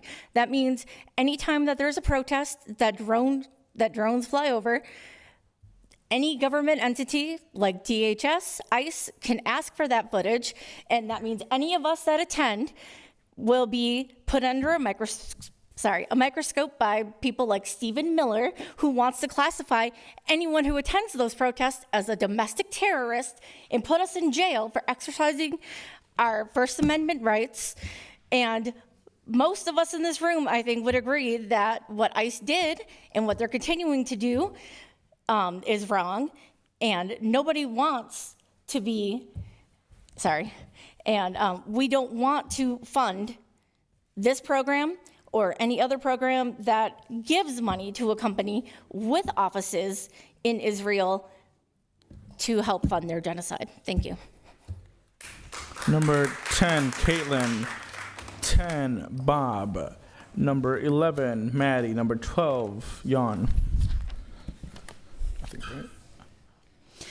Hi, my name is Caitlin Metzel, and I'm a resident and a property owner in the Victory neighborhood of Ward 4. Frankly, I was disappointed to learn that my council member is the one at the helm of this proposal. This comes from the same council member who was virtually silent as our neighbors were being targeted, harassed, and snatched by ICE earlier this year at the peak of Operation Metro Surge. My main concern with this pilot program is what happens after the pilot. What will the true cost be to our community and our rights? How and where will any data collected about our city and its residents be stored, and for how long? Will it be encrypted? And most importantly, who will it be shared with? And how can we guarantee it won't quickly be handed over to invading parties? How can we guarantee it will not be used to observe, surveil, and target oppressed communities and constitutional observers within our city? Sure, this presentation provided a hazy outline of usage policies, but historically, the Minneapolis Police Department have not had a great track record of following their own policies and procedures. Furthermore, we should not be sending our tax dollars to the Silicon Valley-based entity who are aiding the Israeli Defense Forces in their genocide of Gaza. Over 21,000 Palestinian children have been murdered so far at the hands of the IDF, and some of that blood is on Skydio's hands. The MPD already has some drones it can use in the most emergent situations. We should not be rewarding them with shiny new toys after they continue to rack up nebulous overtime, yet still fail to show up when called, and who cannot effectively answer why they so egregiously exceed their budget year after year. Say no to Skydio. Thank you for your time. Number 10, Bob. Number 11, Maddie. 12, Jan. 13, Brandy. 14, S. Martin. Hello, my name is Bob Goonan. I'm a resident of North Minneapolis in Ward 4. I'm deeply disturbed that just months removed from Metro Surge, when drone technology was used to surveil our immigrant community and the protests that followed, that anyone would propose putting more drones in the sky over Minneapolis. I oppose contracting with surveillance drone manufacturer Skydio, the same company that sells drones to the Department of Homeland Security and ICE. I am Jewish. I oppose contracting with Skydio, the same company that sells drones to the Israeli military for use in its genocide in Gaza. Minneapolis should not be doing business with a company that profiteers from genocide. I oppose the proposal to put surveillance drone technology in the hands of the Minneapolis Police Department, the same police that the Department of Justice found had engaged in unlawful discrimination against Black and Native American residents and in unconstitutional surveillance practices that infringed upon First Amendment freedoms. The same police that used drones to surveil the racial justice protests following the murder of George Floyd. When I door knocked in my neighborhood with a petition opposing the Skydio proposal, several people, upon hearing that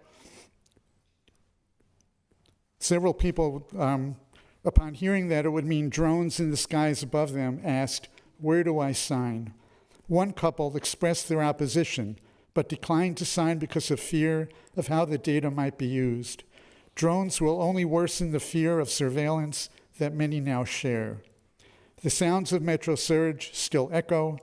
For those of you considering a yes vote, bear in mind that when your constituents find out that you voted for drones hovering over their neighborhood, you may be held accountable for that vote in the next election.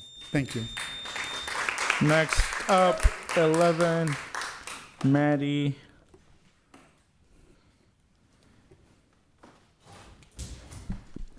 Good afternoon, Chair, council members. Appreciate the opportunity. My name is Maddie and I live in Ward 7. I oppose the contract with Skydio and a drone surveillance program for MPD.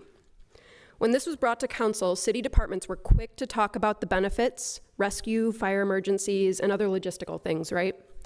We need to be honest that these are still surveillance tools and there are huge risks to resident privacy.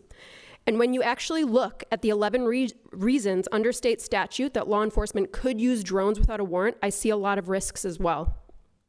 To collect, law enforcement may use a UAV to collect info from a public area if there is reasonable suspicion of criminal activity, or over a public event where there is a heightened risk to the safety of participants or bystanders.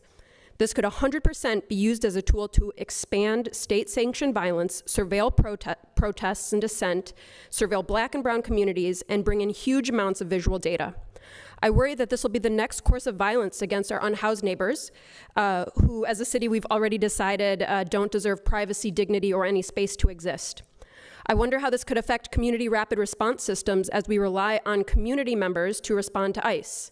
And I'd like to know how many of your immigrant constituents still living in fear would feel safer with this expanded surveillance through this third party specifically. And as we make these investments in law enforcement, it gets harder to trust that council cares about privacy rights and over-policing of communities of color. And finally, the connection to genocide in Palestine. The concept of what the US does abroad comes home, or the imperial boomerang, right? This is literally what that means when we choose to use companies like Skydio. We are choosing to use those same tactics and technologies in our own neighborhoods, and pretty soon the testing ground becomes Minneapolis. So I'm asking you not to move forward with a pilot or a contract with Skydio. Thank you. Number 12, Jan. 13, Brandy. 14, S. Martin. 15, Emily. 16, Sana. 17, Mary.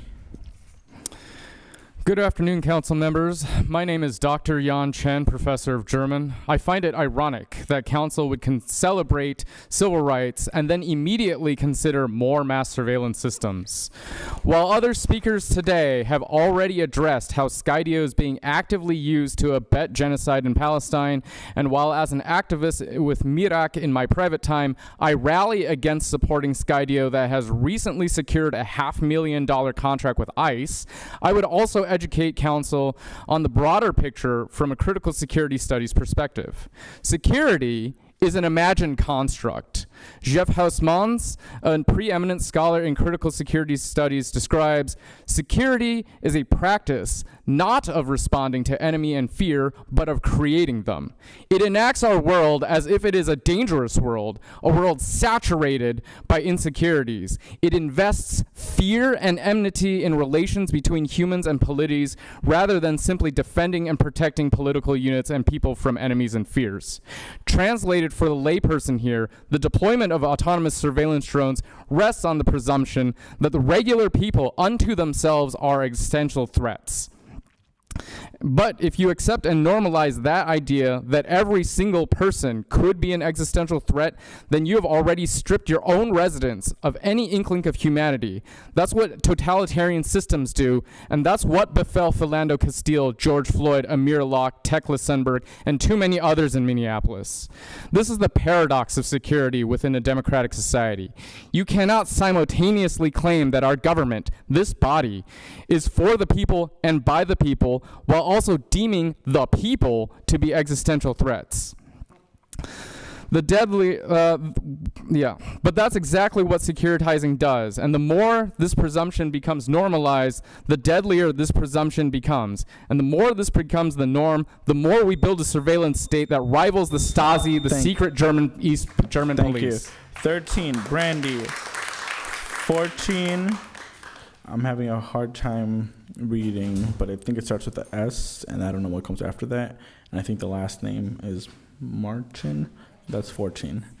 But first, Brandy, 13. Okay, you'll be next. Hold on 1 second, please. I'm gonna pull my notes up.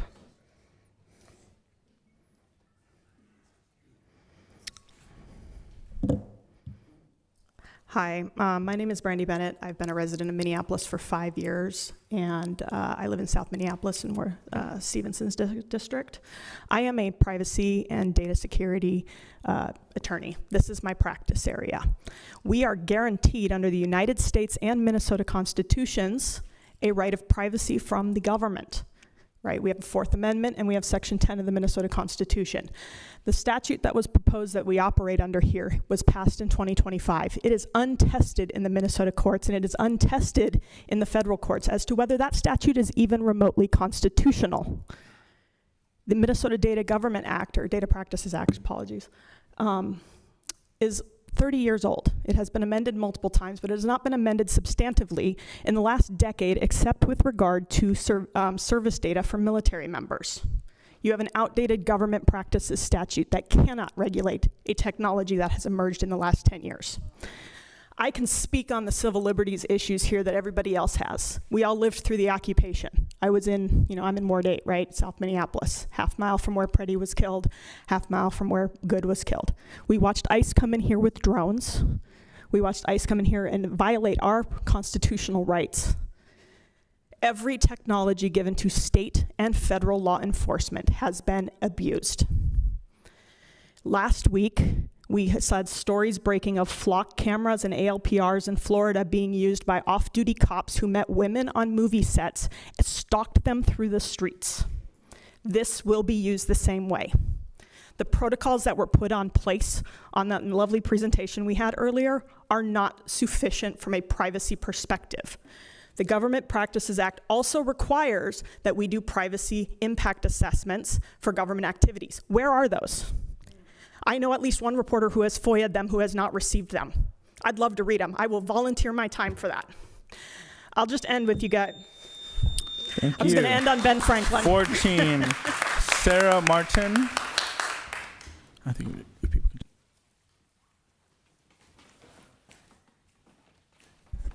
can. Good afternoon. My name is Sarah Martin, and I am a member. I live in the 3rd Ward. And I call on you to reject any partnership with Skydio. It's a company which is making its riches off the genocide of Gaza. Last week marked 1,000 days of the US-funded Israeli genocide in Gaza. The official count, or the known number of dead, is 76,000 people, at least 28,000 of them children. By that count, it means that 76 Palestinians have been murdered every day. But that's no doubt a vast undercount. Reputable studies have calculated that anywhere between 300,000 to 500,000 people have been killed and are buried under the rubble. Using those numbers, that means that 300 to 500 Palestinians are killed every day, and there's no question Skydio drones account for many of those deaths. You must decide to reject the contract with them and continue to do the right thing as you did when you passed one of the stronger, if not the strongest, ceasefire resolution in the country in 2024. Or when you voted no to use Zen City, another Israeli surveillance company. We don't want our tax dollars going to companies profiting from the genocide, and to companies whose drones have been used to surveil protesters, including those opposing the vicious and evil genocide. Reject Skydio, free Palestine. Thank you. Next up, we have Emily, 15, Sana, 16. I'll invite folks, if you agree, maybe use your little, it's kind of hard to hear up here. Thank you. 17, Mary, 18, Jean. Emily Horwath, Ward 10. June 10th, 2026, there was an incident a block from the Alex Preddy Memorial. A gun went off. A woman and her daughter's life hung in the balance. There were 15 police cars, 2 sheriffs, a sniper, and 2 police drones. Over the course of hours, there was not anyone who changed things more than conflict negotiator, like the ubiquitous "you don't want to do that" scenes in movies. There are as many conflict negotiators on the entire MPD as there were police cars that day. 15, mostly sworn officers and a mental health professional, said Sergeant Corey Schmidt to KSTP. The only thing a drone did was be shot down, causing confusion as a source misrepresented the drone in a way that could be mistaken for a human casualty. Deprioritizing conflict negotiators to focus on drones would muddy the water and make the most sensitive situations a higher risk. We already know what works: schools, social workers, conflict negotiators, city sanitation crews. Since March 1st, 2025, at least 1,243 people have died in IED to drone strikes. These were carried out by government security forces like those who killed Alex Preddy and Renee Good. When, not if, ICE returns in force to the Twin Cities, they may bring drones. If there are already drones in our skies, they will be harder to spot, easier to ignore. When they are reported, how long to authenticate whether they come from the MPD or ICE? How long would it be that people are in danger when seconds count? The 2026 elections are coming up, with the primaries just next month. Giving them the ability to scan our streets and watch our people is a dangerous thing. As Mary told reporter Mohammed Armwash, it is not death we fear, it is the terror that comes before it. The City of New York's Department of Investigation has reported that the NYPD's drone is first First Responder Program broke the law by not disclosing the capabilities of and damage occurred by Skydio drones. Igor Boguslavsky for Israeli Defense states that Skydio enables unmanned missions to be executed day and night. Sergeant Jameson Harris for the U.S. Army states that Skydio drones can deploy grenades. I propose another pilot program, the chance to compare ourselves to other cities. If we do not take this deal, nothing changes. If we take this deal and it works out, things are a little better. If we take this deal and we're wrong to, we're a whole can of worms. Thank you. We are going to have more success if we 16 are the null hypothesis. Sana, thank you. 17 Mary, 18 Jean, 19 John, 20 Greg. I appreciate you all for your patience. My name is Sanat Wazwaz. I am a worker in Minneapolis. I work at the Open Book Building in downtown Minneapolis. A lot of the speakers that came before me already touched on many of my points. I think right now this isn't about rhetoric. This is about human life. I want to show you this image. Excuse me. Latricia Vita. This image. This is Muhammad Ibhar, a Palestinian from Gaza, from the Shuja'iyya neighborhood. In July 2024, after a sweep, after hovering by quadcopter drones, just like the Skydio drones proposed in Minneapolis, after the quadcopters had chosen their target, Muhammad's home was raided by the IDF. He was taken to a room and mauled to death by IDF attack dogs. Literally mangled to death. Minneapolis. When you choose to contract with Skydio, you are deciding to be complicit in Muhammad Ibhar's death. You are deciding to be complicit in the genocide of Gaza. In your pursuit of stopping crime, you are committing an even greater crime. And that is the genocide and complicity in the genocide of the Palestinian people. I ask you today, say no to the Skydio program for the following reasons. You are being complicit in the targeting and surveillance of Palestinian journalists. This is well documented. Reporters Without Borders have found that over 220 Palestinian journalists were killed in Gaza during the genocide. This is more than the amount killed in Vietnam and World War II put together. We have documented empirical examples of this happening because of drone surveillance. Anas Sharif and Saleh Jafarawi are two examples of drones targeting Palestinian journalists simply for reporting on the scene and that leading to their death. If Minneapolis is so concerned with theft, they would stop the theft of the Palestinian people. Thank you. Number 17, Mary. 18, Jean. 19, John. 20, Greg. 21, Meredith. Good afternoon. My name is Mary Ford, Ward 12. I'm a member of the Anti-War Committee. What happens in Gaza doesn't stay in Gaza. Surveillance drones in Gaza quickly became weaponized drones. They dropped explosives and fired bullets. None of this is past tense. AI-powered Skydio drones, battle-tested in Gaza, have invaded our U.S. cities. Hundreds and hundreds of law enforcement agencies now use Skydio drones.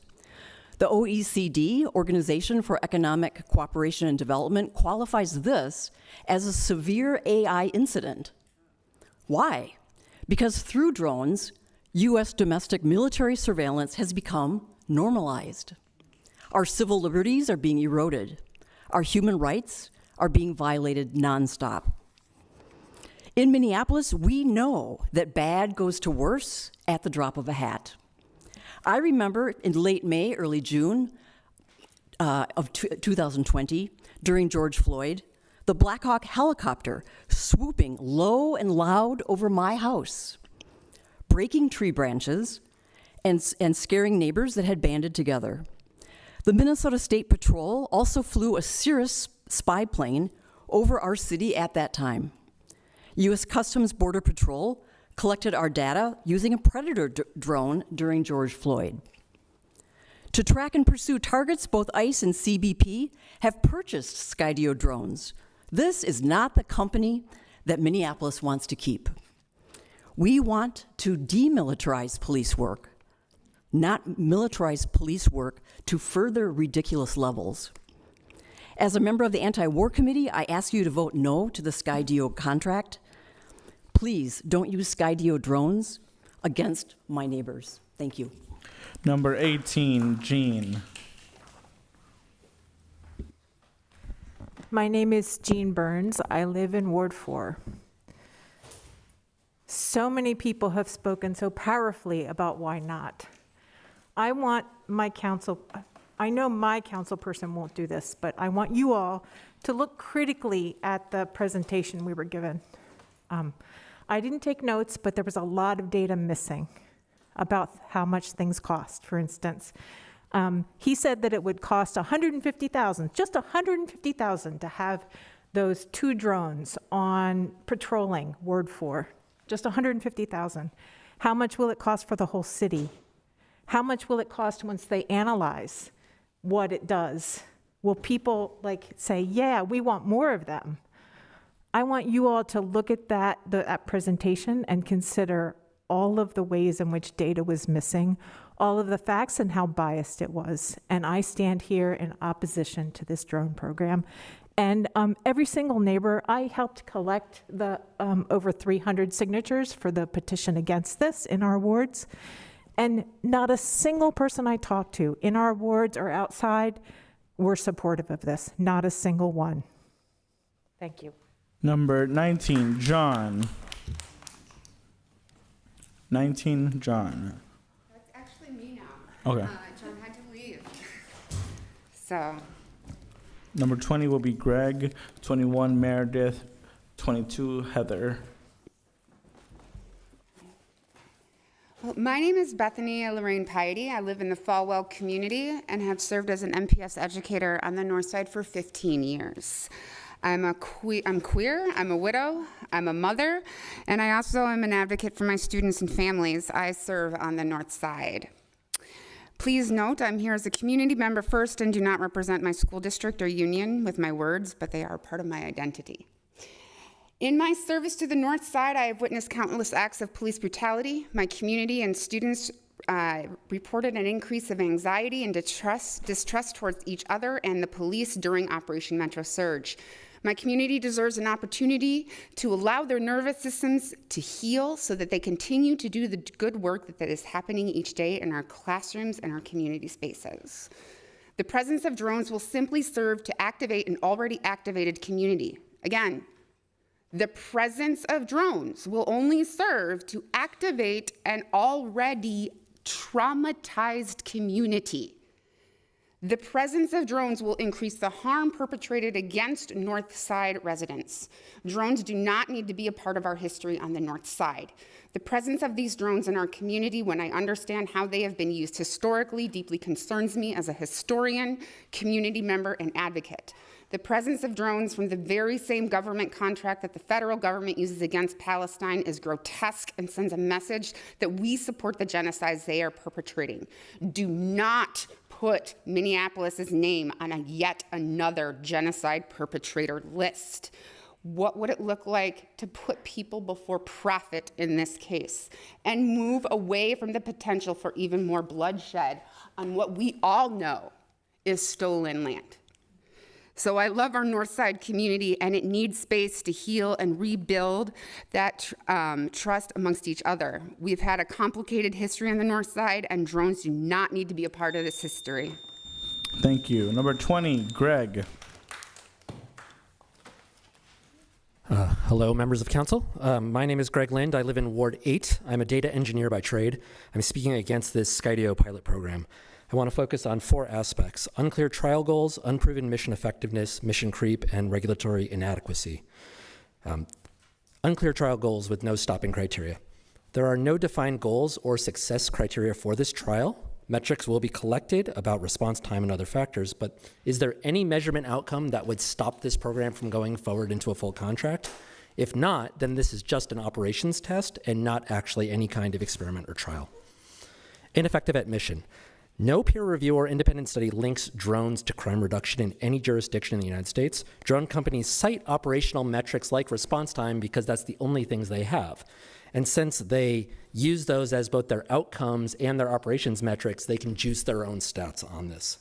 When operational metrics are used as a proxy measure, they're no longer actually effective as operational metrics. Mission creep. Mission creep and mission blurring is built into this pilot program.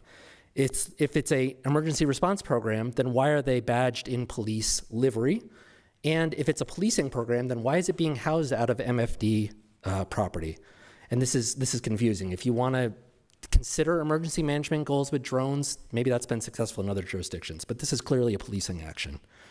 And incomplete regulatory framework, as the attorney cited previously, under Section 62619, warrant exceptions are far too wide for using this. It's easy to acquire this data, and it's very vulnerable to abuse. I don't know anything about tests. I'm not an attorney, obviously, so just do your own research on that. So maybe this is the right answer, who knows, but this is not the right trial at the very least. So who knows? Thank you. 21, Meredith. 22, Heather. 24,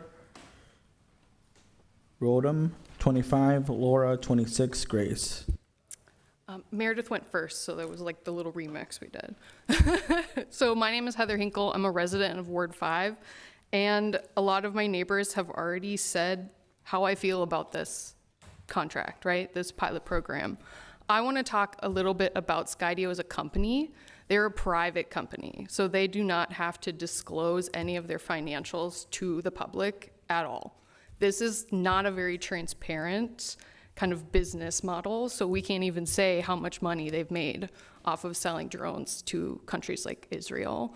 I think if transparency is important, it's important that the company that you want to consider partnering with is transparent, and inherently a private organization like Skydio is not transparent. We can't find the information that they produce internally to prove that they have an effective business model, and that is not an appropriate choice to make as a city. As a taxpayer, I don't want my taxes to go to companies that profit off of genocide, and I think a lot of my neighbors have already stated that.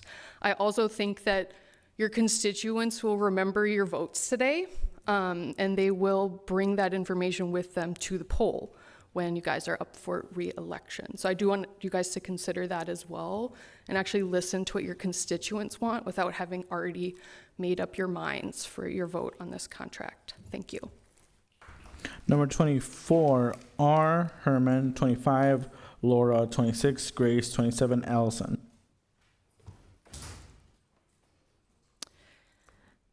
Hello, my name is Rotem Herman. I am a I'm a constituent of Ward 10. I'm an academic and an educator.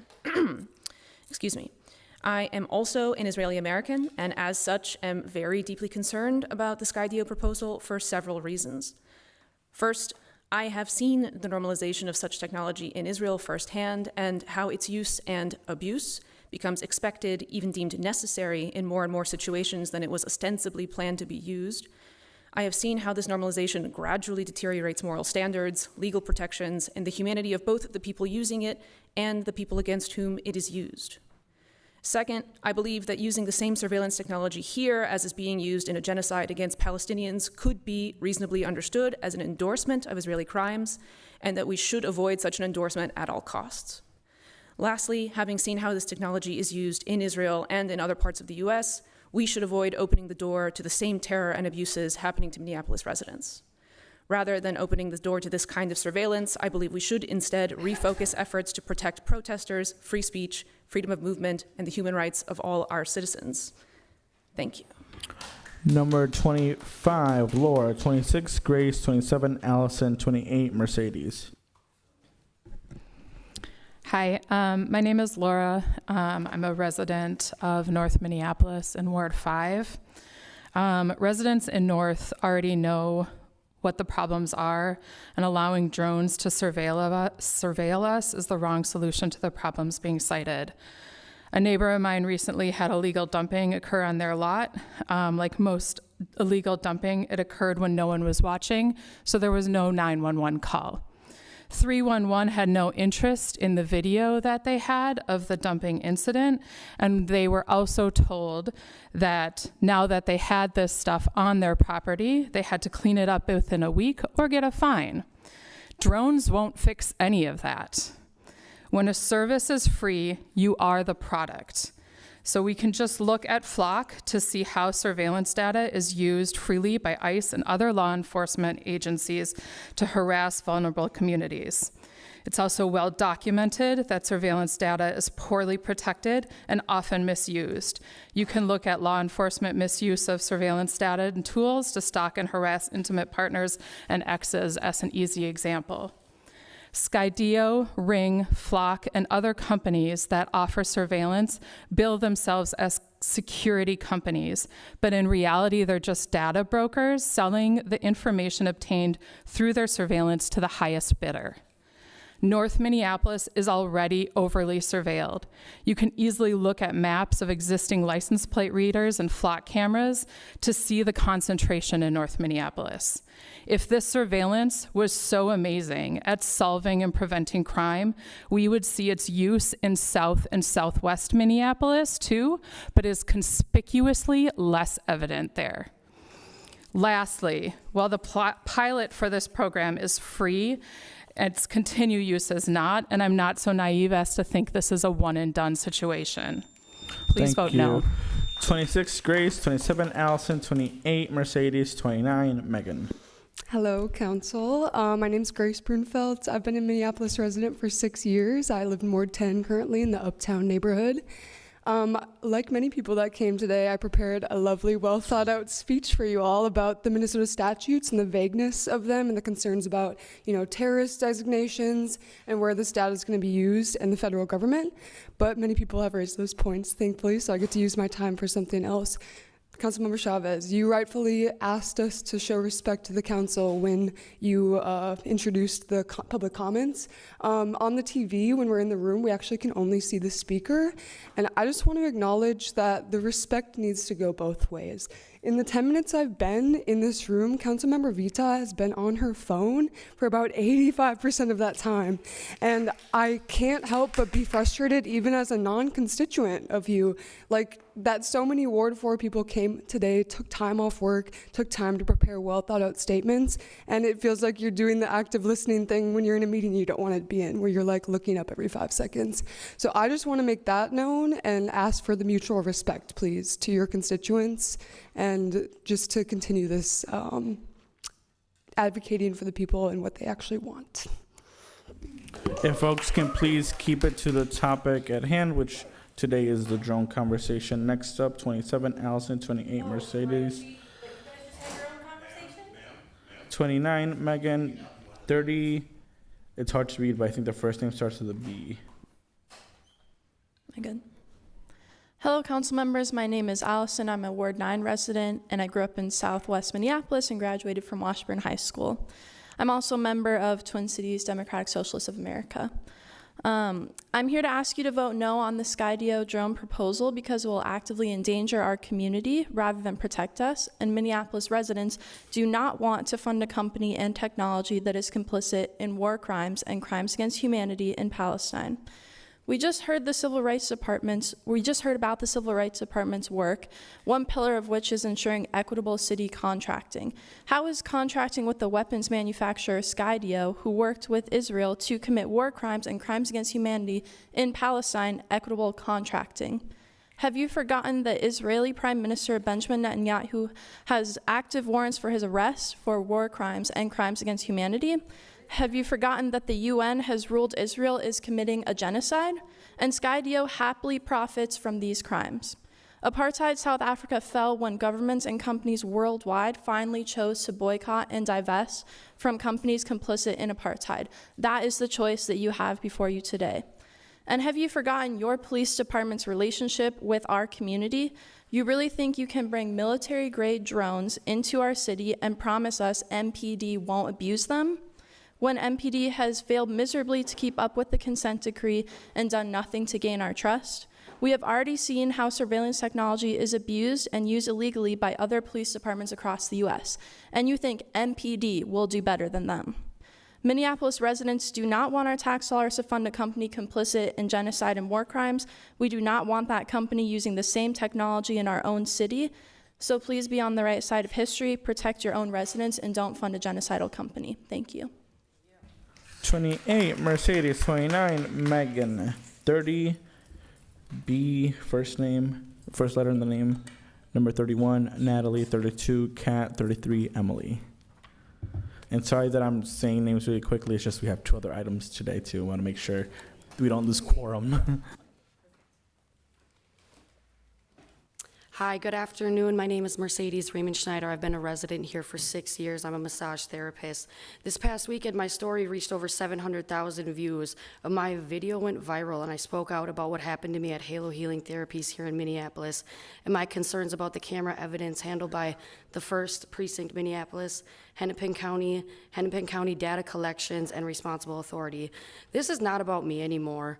My question is, who is watching the people who are supposed to be watching us? I believe Minneapolis should be asking hard questions before expanding surveillance. If these programs begin in North Minneapolis, a predominantly black community, we need to ask why. What protections exist against racial profiling and socioeconomic discrimination? Why should one community become the testing ground? Many cameras already have the capability with software updates to support AI tools, facial recognition, movement tracking, and license plate recognition. Whether these features are used depends on public policy, and the public deserves transparency before surveillance expands, not after. The public deserves transparency before surveillance expands, not after. Technology should protect freedom, not quietly normalize constant monitoring. I don't need it. It's weird. Without strong oversight, powerful surveillance tools can be abused by bad actors, whether inside or outside the government. History teaches us that unchecked power will be misused. I am asking the city to choose transparency over secrecy, accountability over silence, and the constitutional rights over unchecked surveillance. The public deserves answers, oversight, and the public deserves to know exactly what kind of future we're building here in Minneapolis. Say no to Skydio. Welcome. Good afternoon. I know you're bored, I know you're tired, I know you're sore. I'll try to keep it short for you. My name is Megan Peterson. I'm a resident in Ward 4. I first met you at the DFL. I have over 15 years experience with industrial Internet of Things and connectivity, including surveillance and monitoring. In the briefing in May and restated today, you've been sold a bill of goods that promises utility for the greater good. The reality that we need to consider rarely matches the ideal that you're presented with. My concern as a homeowner and community member in Ward 4 is twofold: that it will be a violation of constitutional rights against warrantless surveillance. In Chatry versus United States, the Supreme Court recently ruled that you have an expectation of privacy, and even short-term surveillance of movement is a search subject to the Fourth Amendment. Secondly, I'm concerned about not just how this technology could be used, but how it could be abused. The CEO of Skydio has indicated in public comment that he has no intention of limiting the ability to arm these drones to use them to cause bodily harm. Once a city buys the equipment, trains the personnel, builds processes and procedures around it, there's enormous pressure to make the program permanent. As part of the pilot, if you decide to move forward against public opinion, then I would ask that you establish clear and explicit privacy and accountability guidelines and safeguards, including direct oversight and criteria for ending the program if they fail to meet established goals. I'm a resident of Ward 4, and I urge you to vote no on this DFR pilot program. Thank you. Number 30, B, starts with the B. 30. Number 31, Natalie. 32, Kat. 33, Emily. 34, Reverend Lauren. Welcome. My name is Natalie. I'm going to call this what it is. This is techno-fascism. You all are completely comfortable selling our lives for blood money. You want to use Israel's weapons against a city already occupied by the Gestapo or ICE. They killed our neighbors execution style in the streets. We all saw it. Now you want to take this a step further and execute people with these drones. What will your excuse be when this happens? The AI didn't have enough training? Minneapolis will not be the testing ground for your militarization of the police. The police are already one of the biggest wastes of resources. You've got cops sitting and watching public beaches. ICE has been camped out at our public parks. We already can't leave the house without you spying on us with flock. 15 community members, union workers, teachers were raided and ripped out of their homes by the feds who you are colluding with behind our backs. Now you want to ramp it up, step it further, and use drones to hunt people just trying to live. You know what really stops crime? Ensuring that people's basic needs are met. I spent America's 250th going out and feeding my homeless neighbors. I'm not part of an organization. I just give a fuck. No matter what people's circumstances are, we take care of each other. But Fry and all of y'all want to round up and criminalize people who are being victims of a system that is meant to extract everything from you. We, the people here, are closer to the folks living in tents than we will ever be to these rich monsters bringing forth the techno-authoritarian weapons. They would rather spend your tax dollars on drones for the police to play video games with living targets than support meeting real needs. You've done nothing to help the people. You've done everything to hide your complicity in the fascist regime, and the people are better off without you. Number 30, I think it's actually Brian. 32, Kat. 33, Emily.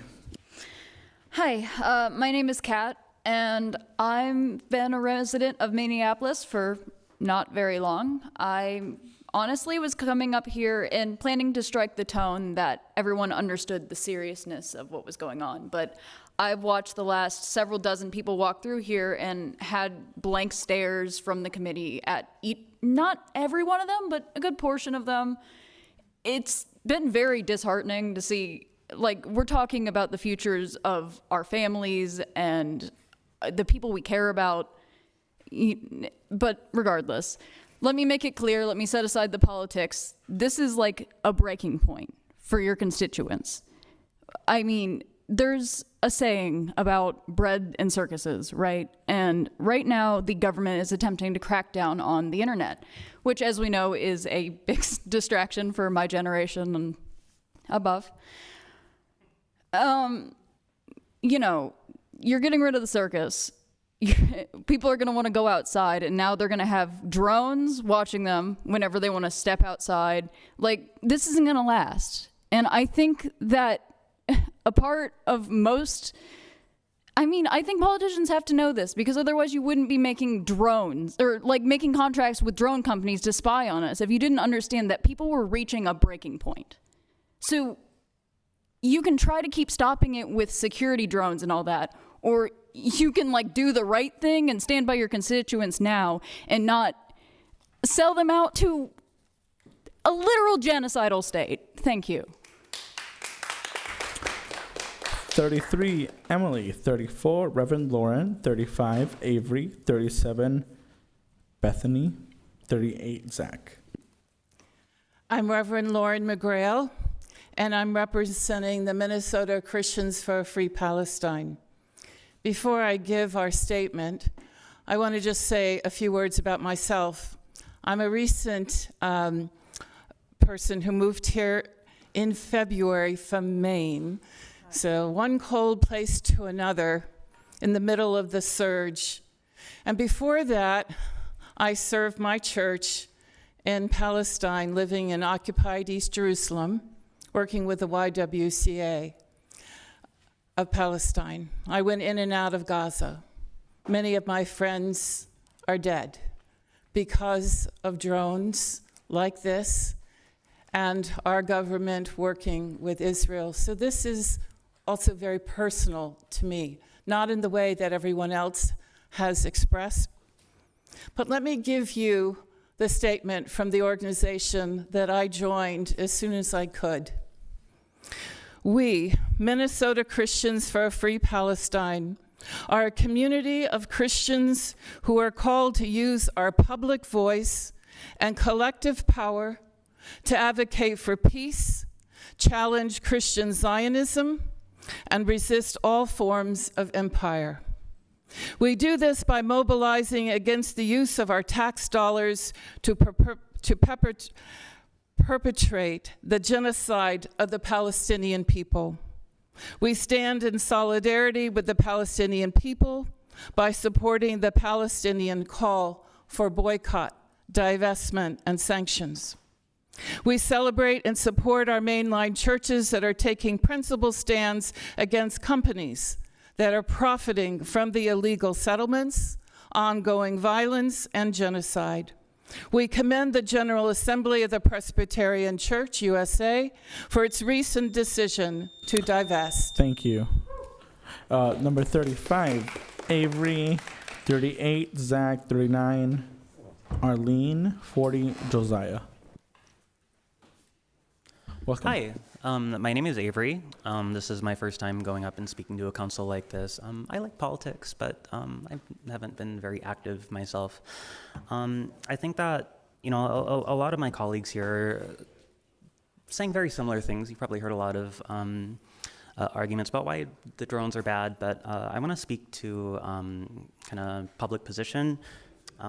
I hate these things. I think it looks so dumb, like reading my speech from a phone, but I do have some important thoughts that I do want to get down. First, I want to acknowledge politics are complicated. Politics are this infinite juggle between meeting people's needs and juggling public opinion, which are sometimes at odds with each other. What I don't understand is why we would implement a drone program under the guise of public safety. We, the people, don't trust the people or the system administering this. And I know a lot of you don't either. What I most don't understand is what problem we're trying to solve. People don't feel unsafe because there aren't enough drones in the air. Most people don't feel unsafe because of some perceived rise in violent crime amongst bad actors. Most people here are afraid of the police because of ICE and because of the very institutions that are sworn to protect people. From my perspective, this is a wasteful and unnecessary spending. We all know that when the government is given a certain kind of power, that they will never relinquish that power. The less money that goes into civilian surveillance and drone money, the more money we have to feed our poor and support our social safety net systems. I understand your power is limited by many factors, some designed by the system, and some because burning bridges with the people you work with every day, such as the Minneapolis Police Department, is unproductive for your goals and your position. However, drone funding undermines the hard work that the city has been doing in order to rebuild public trust with the police and local federal agents. I urge the council not to pass this funding to make progress towards a security issue that does not exist. Thank you. Number 38, Zach. 39, Arlene. 40, Josiah. 41, Patrick. So that would be 38, Zach.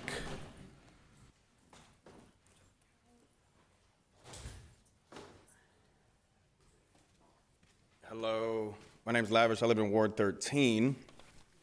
Grateful to speak to not Michael Rainville today.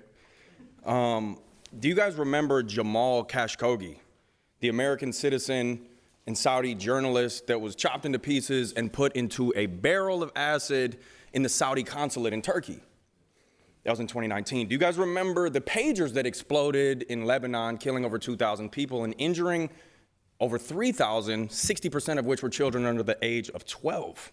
Both of those, and I hope you guys did your research on this, and I'm not telling you this for the first time, were conducted by Unit 8200, Special Intelligence of the IDF. Skydio drones are also done and conducted by Special Intelligence Unit 8200 of the IDF. Skydio drones are a CIA-backed development that have been surveilling and killing Palestinian people the entirety of the genocide. And who else know, what other countries that we may not know about because of these covert programs, right? You combine this with the massive increase of flock cameras in the empire's current surveillance state, and then we watch the imperial boomerang inevitably unfold. As what we allow to be done to Palestinians is now going to be done to us, because when you don't stand up against the empire, when it doesn't benefit you, for people that don't look like you, it turns on to us, and that's exactly what's happening. So everyone sitting up here, except for Michael Rainville because he's getting MAGA donations, will be responsible for the surveillance and ensuing deaths of your citizens. Skydio is already in 800 cities. While data centers are destroying our earth, there's still a genocide here on Dakota land of indigenous and black people. And the fact that y'all are even considering this is mind-blowing. I know a couple of y'all care about Palestinians, Lebanese, Cubans, Venezuelan, Congolese, Sudanese, but most of y'all don't. But if you care about your children, if you allow this to happen to Philistini babies, it will now happen to your children as well. If we Free can Palestine. if we can please keep the topic at hand. That would be really I important. was 33. I'm afraid I was skipped. 33? Are we already on? Sorry, never mind. Give me a second.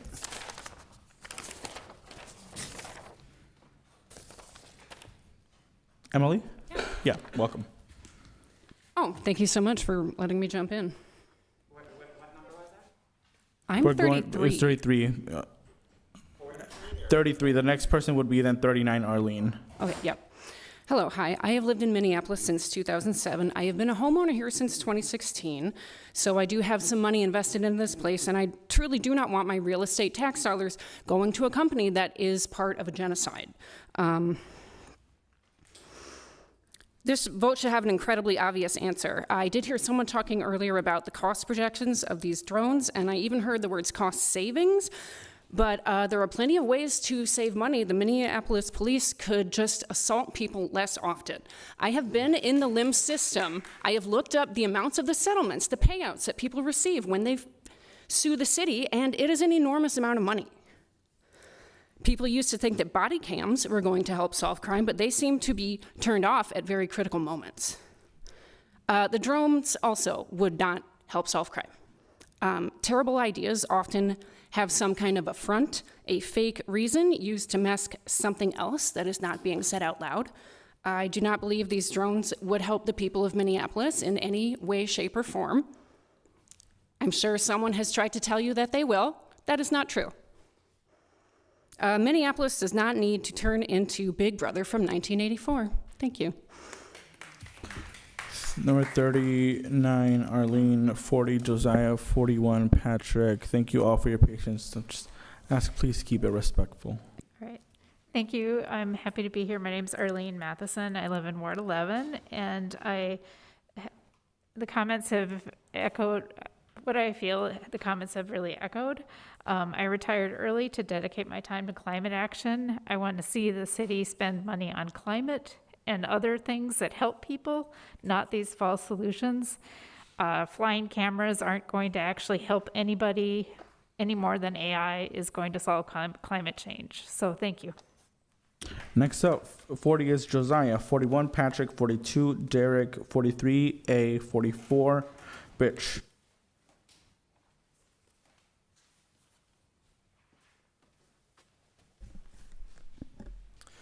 Hello, Chair and members of the committee. Thank you for holding this public hearing to give me an opportunity to speak. My name is Patrick McDougall, a resident of Ward 13. I'd like to outline a number of concerns. In addition to the Fourth Amendment and privacy concerns and human rights abuses perpetuated by Skydios' other customers my neighbors have shared today, I'd like to focus on a number of other concerns. I'm worried about the noise that the neighbors nearby will have to endure. I encourage you all to look into the 1996 and 2007 MAX settlements for airport noise. Neighbors living within the airport having greater than 60 decibels of noise, the MAC had to pay out $126 million and $185 million in 1996. Drones are significantly louder than that. They are 70 to 95 decibels loud as far as I could tell. I'd like to also make a comment about aviation safety. I myself am a student pilot who has flown out of Crystal Airport before. Crystal Airport's Minneapolis underlies Crystal Airport's Class D airspace and also borders Robbinsdale. Robbinsdale has North Memorial Hospital, which has medevac helicopters that are landing and taking off from the top of the building. And I'd also like to point out that Crystal Airport has 41,000 landings and takeoffs at Crystal. And the planes are very low at that point when they're taking off and landing, and they could be conflicts with police drones operating in Minneapolis. Finally, I'd like to call out that as one of the other members who spoke talked about the metrics in terms of how these things should be evaluated, I'd like to encourage the committee to look at the incrementality of this. So if, for example, police were going to respond anyway, I'd like to make sure that you're taking into account like what would have happened had these drones not been present. Thank you for your time. 42, Derek. 43, A. 44, Rich. 45, Julia. Thank you all. All right, so I'm Derek. I think other people have done a great job talking about the civil rights issues here. I want to actually seriously question the actual utility of drones as a first responder. I think the MPD might be falling, or the city rather, might be falling for another, just a kind of a slick sales pitch. So these things would have, there's no way for the operator to actually talk with anyone on site. That means these things are going to have a pretty limited capability of like actually gathering information about what's happening. It's just a flying camera. Most domestic disturbances are going to take place indoors. I can't see these things being actually very useful for much beyond, you know, mission creep, where they just become the thing that's like monitors protests, beyond essentially becoming a mass surveillance tool. I think the public is going to hate seeing these like faceless, voiceless drones flying around observing them. I think it's going to really undermine the remaining trust that people have in our police departments. I was also pretty frightened to hear that our data would be kept safe by department policy. It was also department policy to use the maximum restraint technique that killed George Floyd. And so forgive me if I don't quite trust department policy to keep me safe. Department policy can also change. Yeah, they're not sharing data now, but in 10 years they might be. This is something I really can't trust to not, scale over time, to not grow over time. I also want to say that mainly, I really think that this is going to end up with a lot more unnecessary arrests, a lot more unnecessary assaults on officers. I can't see this actually leading to more safety for anyone. I really can't see this. I think it's like every other big tech invention. It's not really going to benefit the public all that much, but it's going to benefit the company that created it a whole lot. I think this is just going to make money for Skydio and not a whole lot else. In conclusion, this is going to be an expensive way to not increase public safety. Please don't give away my civil liberties because some like fancy tech guy from California came and gave a nice sales pitch. 43A.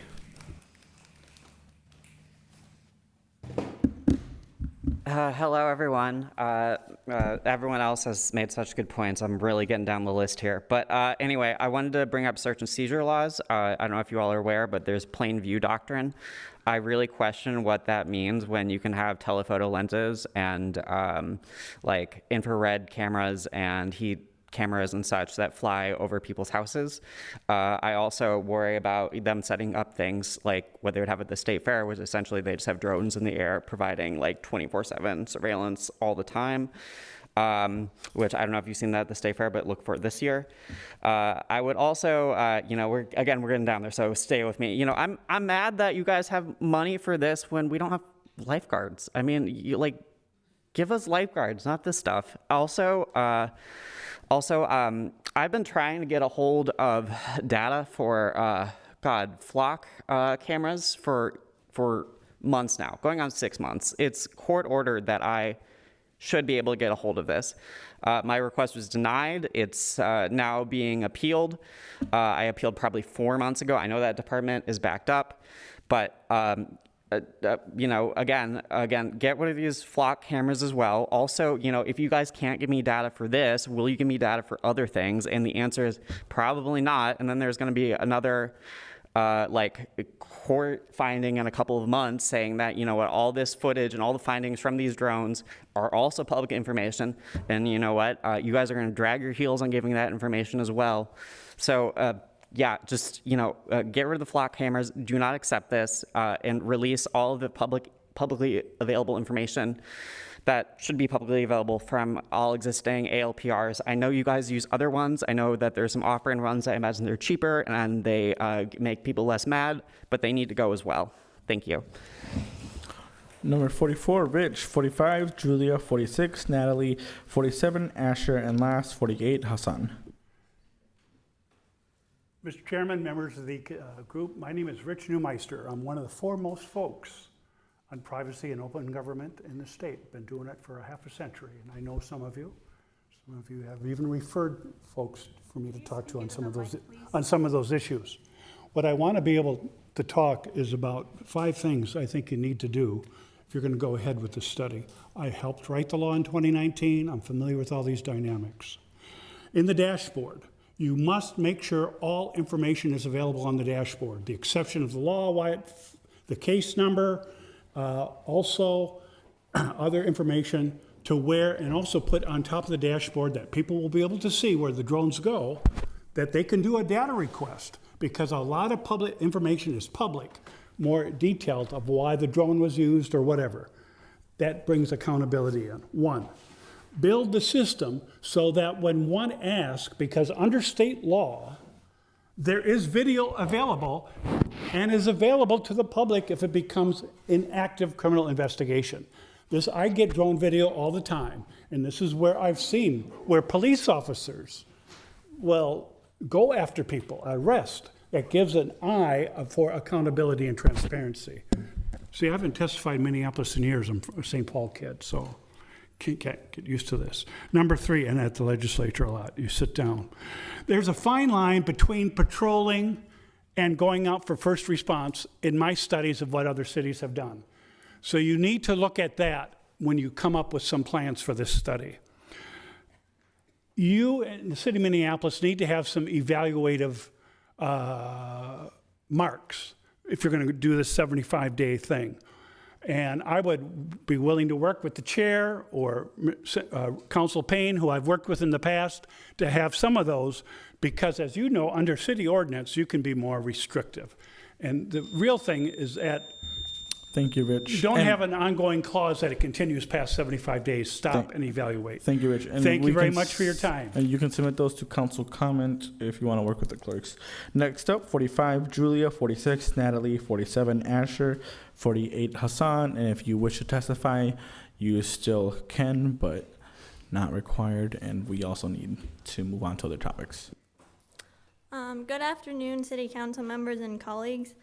My name is Julia Garenbeck Miller, and I live in the Seward neighborhood, Ward 2. I have lived my entire life in South Minneapolis. I've went to school here, and I'm proud to be from here. And the safety I have felt in the city has not come from police ever, nor will it come from this proposed AI drone implementation. Now, when I say I have always felt safe here, I am not a person that the suspicious persons alert or protection from suspicious people applies to me, as mentioned in this slideshow. I'm not a person that the drones will identify as a credible threat ever. So this new drone implementation will only further invade immigrants and people of color and their personal privacy, not to mention that ICE is still very much present and active in our city and everywhere else. Skydio was not asked for ever, definitely not by the undocumented immigrants currently in ICE death camps right now, nor by any Minneapolis residents. I encourage for this program to not go through and to be shut down immediately. Thank you. 46, Natalie, 47, Asher, 48, Hassan.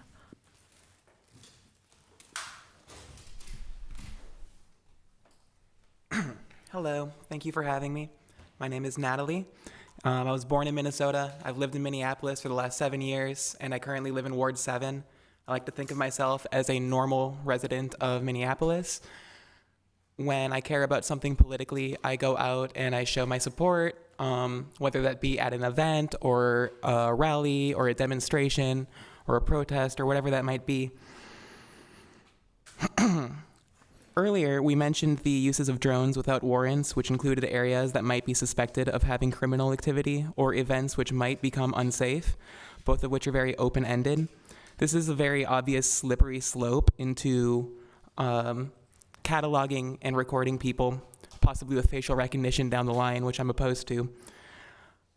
I believe attending the demonstrations and protests is a necessary part of being in a democracy and making our voices heard. In our political climate, activists and protesters are being labeled as extremists. If I go to a protest for any reason, I don't want to be surveilled, cataloged, shared with government agencies, and labeled as an agitator or an extremist or something even worse. So please, I urge you all to vote against the Skydio deal and any sort of drone surveillance program for Minneapolis. The people of the city do not want it. I appreciate your time. 47, Asher, 48, Hassan.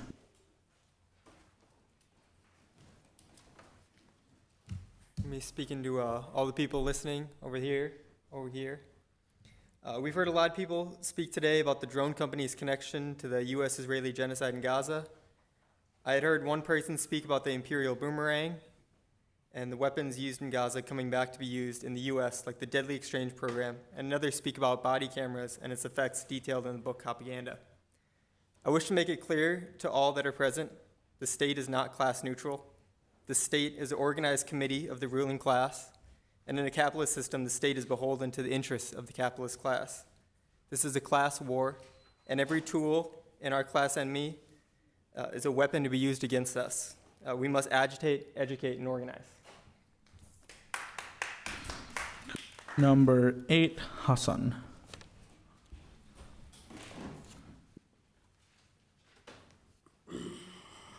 First, my name is Haroon, not Hassan. It might be somebody else. It says Hassan here. So is there anybody else named Hassan? Well, there was a man that stepped out, actually. Okay. Did you sign up? If you haven't signed up, after you testify, can you please just sign up? I have signed up. I believe it's me, 48. Yeah, that's me. It's Hasan? RUN. So you'll just, if you can just sign up after. We have 48 that we're missing for Hassan. I'm 48. Oh, then okay. I think we'll just figure that out after. If you could just sign up again, that'll be helpful for us. Okay. Thank you. Outside? After. You could speak. Oh. Yeah. Okay. All right. I wasn't prepared to speak today, but after hearing everyone speak about the ongoing genocide in Gaza, this gave me the courage to stand up and say something. The most horrifying thing I've seen in my life is an infant in Gaza dying in pain underneath rubble. And the corporation responsible for that is a corporation you all want to do business with. Is this how morally bankrupt we are as a country, as a people? It doesn't matter to see tens of thousands of children slaughtered and to do business with them, to give them our money. Is this who we are? Are these the values that the city council represents, the state, this country? I remember growing up seeing the Iraq War, the same bodies lined around Baghdad, thinking, why has my country done this? But I was too young to understand. Now I'm a little older, I understand that it's capitalism, it's money, nothing else. As long as someone makes money off of rebuilding, killing, and rebuilding again, and then killing. When will it end? When does the killing end? When do the lives of children matter more than money? And why don't they matter more than money to all of you? That's all I have to say. Thank you. Thank you. Is there anyone else wishing to address the committee? And I'm going to ask 3 times, going once, going twice, going 3 times. And Council President Payne, if you mind leaving after Councilmember Vita returns, that would be helpful so we don't lose quorum. With that, seeing no one else wishing to speak, I will now close the hearing. I just want to thank the public for coming to testify. We don't want to lose quorum in general, so that's why we want to make sure that we can get through this item. Folks can take a vote on this item, and then we can proceed to the last 3 items that we have on the agenda. So with that, I will now open the queue. Well, I will close the public hearing, as I said earlier, and I'll open up the queue to see if any committee members want to say any comments, ask questions. I'll first pass it to Council President Payne, since you will have to leave as soon as possible, if that's okay with everybody. Just a quick point, and are people hoping to take a vote before we take off? The goal here, and I can explain the goal here, the goal is going to be moving it forward without recommendation, and for the public to know what that means, it's a vote of no position. So the final vote will happen on Thursday, where the full city council will be able to vote either in support or against of the contract. So today, the goal will be moving it forward without a recommendation. And so that's the goal today. Yep. So the public, what that means is it's no position on the contract. The contract will then come to a final vote at full council, where all 13 council members will be able to vote in favor of it or not. That's how committees work. A vote from a committee is not an official final action on a vote. That's just a recommendation that then goes to the city council to make a final decision. Okay, Council President Payne. Yeah, thank you, Chair Chavez. I just wanted to say I have to go to the Board of Estimate and Taxation at 4 o'clock. I had a number of questions about this, many of them having to do with policy 4226 on UAVs. I don't think I have the time to actually get into those questions, so I'm just hoping that, Commander, that you could be available during the full council meeting when we take the final vote on this to actually be able to speak to some of those questions or connect with me before that.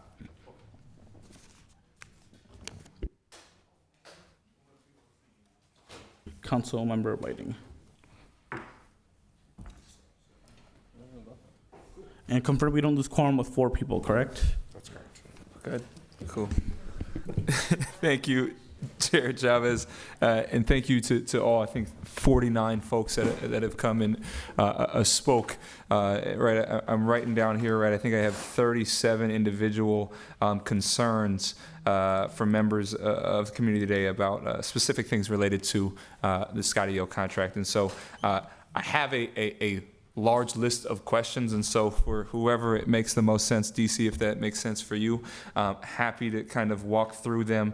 Right, outside of kind of my understandings about the program, I think there are a lot of what we are hearing, a lot of valid concerns about a program such as this. I think the ones that I am hearing kind of as just because writing them down, the first, I think, level of this question is around surveillance and surveillance kind of capacities with this level of technology in these drones. And so can you speak to right, your understanding of what these drones, are they going to be used for surveillance technology? Or do they have the capacity to surveil? Anything in relation to that would be helpful, and any clarification. Sure. Through the chair to Councilmember Whiting, let me just say I brought Sergeant Roger Moo up. He runs the operations for our current drone unit. So if there's any questions, I might defer to him. Perfect. But we do not surveil with our drones. They are mission purpose. If it's an operation from, like was mentioned earlier, the operation down on Nicollet, if we're going to use drones to make the scene or us to get more information on something that's going on, or if it is, yeah, we are responding to an active 911 call. But by no means are we using these for any type of surveillance. Perfect. Thank you. As it relates to kind of the state statute, specifically about the uses in which these drones can kind of be flown, piloted, the one that raises, I think, a larger question specifically for surveillance for me is the portion in which it can be used for kind of monitoring public events. If it fits within, I'm going to use, let me get the exact language here so I'm not speaking out of my mouth here. Oh goodness. Give me 1 second here. So the best part of committee is we don't have a time on how long we can speak and ask questions for, and so. You want me to recite like subdivision 3? It might be the one if you're able to, that's helpful. Over a public event where there is a heightened risk to the safety of participants or bystanders. Yeah, and so in those scenarios, I guess like what if it is not surveilling, what is the reason for, like, I guess, the deployment of the drone in that situation? Sure. You know, we could get intel from one of our intel units here at the city or at the county they might uncover a known threat, somebody who might be, there might be a threat for somebody placing a bomb or targeting events for whatever unknown purpose. We could launch a drone to see if we could find that individual. If we know like a time and place of that individual, we could launch a drone to try to counter that. Okay, and that sounds like a more specific scenario in which a drone would come up based on a call or a suspicion of something within other things, right? I think the language here, right, the way I am reading is these are seen as the floor of what we should do for kind of regulatory framework around drone, like, right, I just am having a hard time really connecting like what the usage for, right? And it sounds like in your example, right, it would be used as trying to figure out if there was a bomb or something in the area, rather than just Yeah, general one example. surveillance. Right. Right. And I think that the statutory language is a little, I think, unclear on what that actual usage could be. And so I think that's something that I would like to see if, outside of a pilot program, and this goes into to more comments Sure. that I have about a regulatory And framework. maybe the sergeant has an example too. I don't know if you, for that subdivision. Yes, council members. So for an incident like that, more than likely we would be utilizing the drones to basically conduct a threat assessment of the area. And that's just not, by random, like we're just doing it because we have nothing else to do. It's because of a concern. And not only that, but I just also want to mention that these state statute rules and regulations are very vague. As you break it down into our department policy, we narrow it down even more.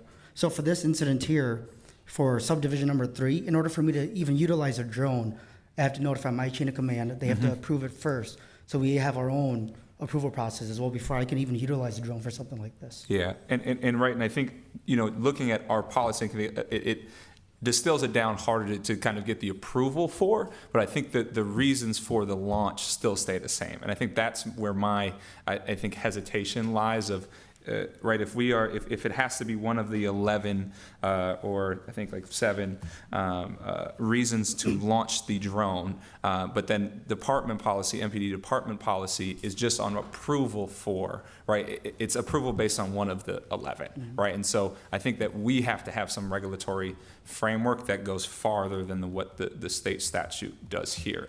And so that is kind of, I will touch on surveillance later, and I think, also as it makes sense, I think having conversations before Thursday would be helpful, and absolutely before any level of a full contract would move forward. I think maybe to clarify too, just for public purposes, can you talk a little bit, right, and I will try to explain where we are on a contracting kind of level right now, right? 75 days, no cost contract with no obligation to move forward with a larger contract. Is that correct? That's accurate. Okay, wonderful. Other question here, I think, heard a lot about trust and mistrust and not having trust in MPD and those that would deploy the drones. And I think those are valid and fair concerns. And I think, right, we shouldn't expect the community to trust MPD or those that use drones to use them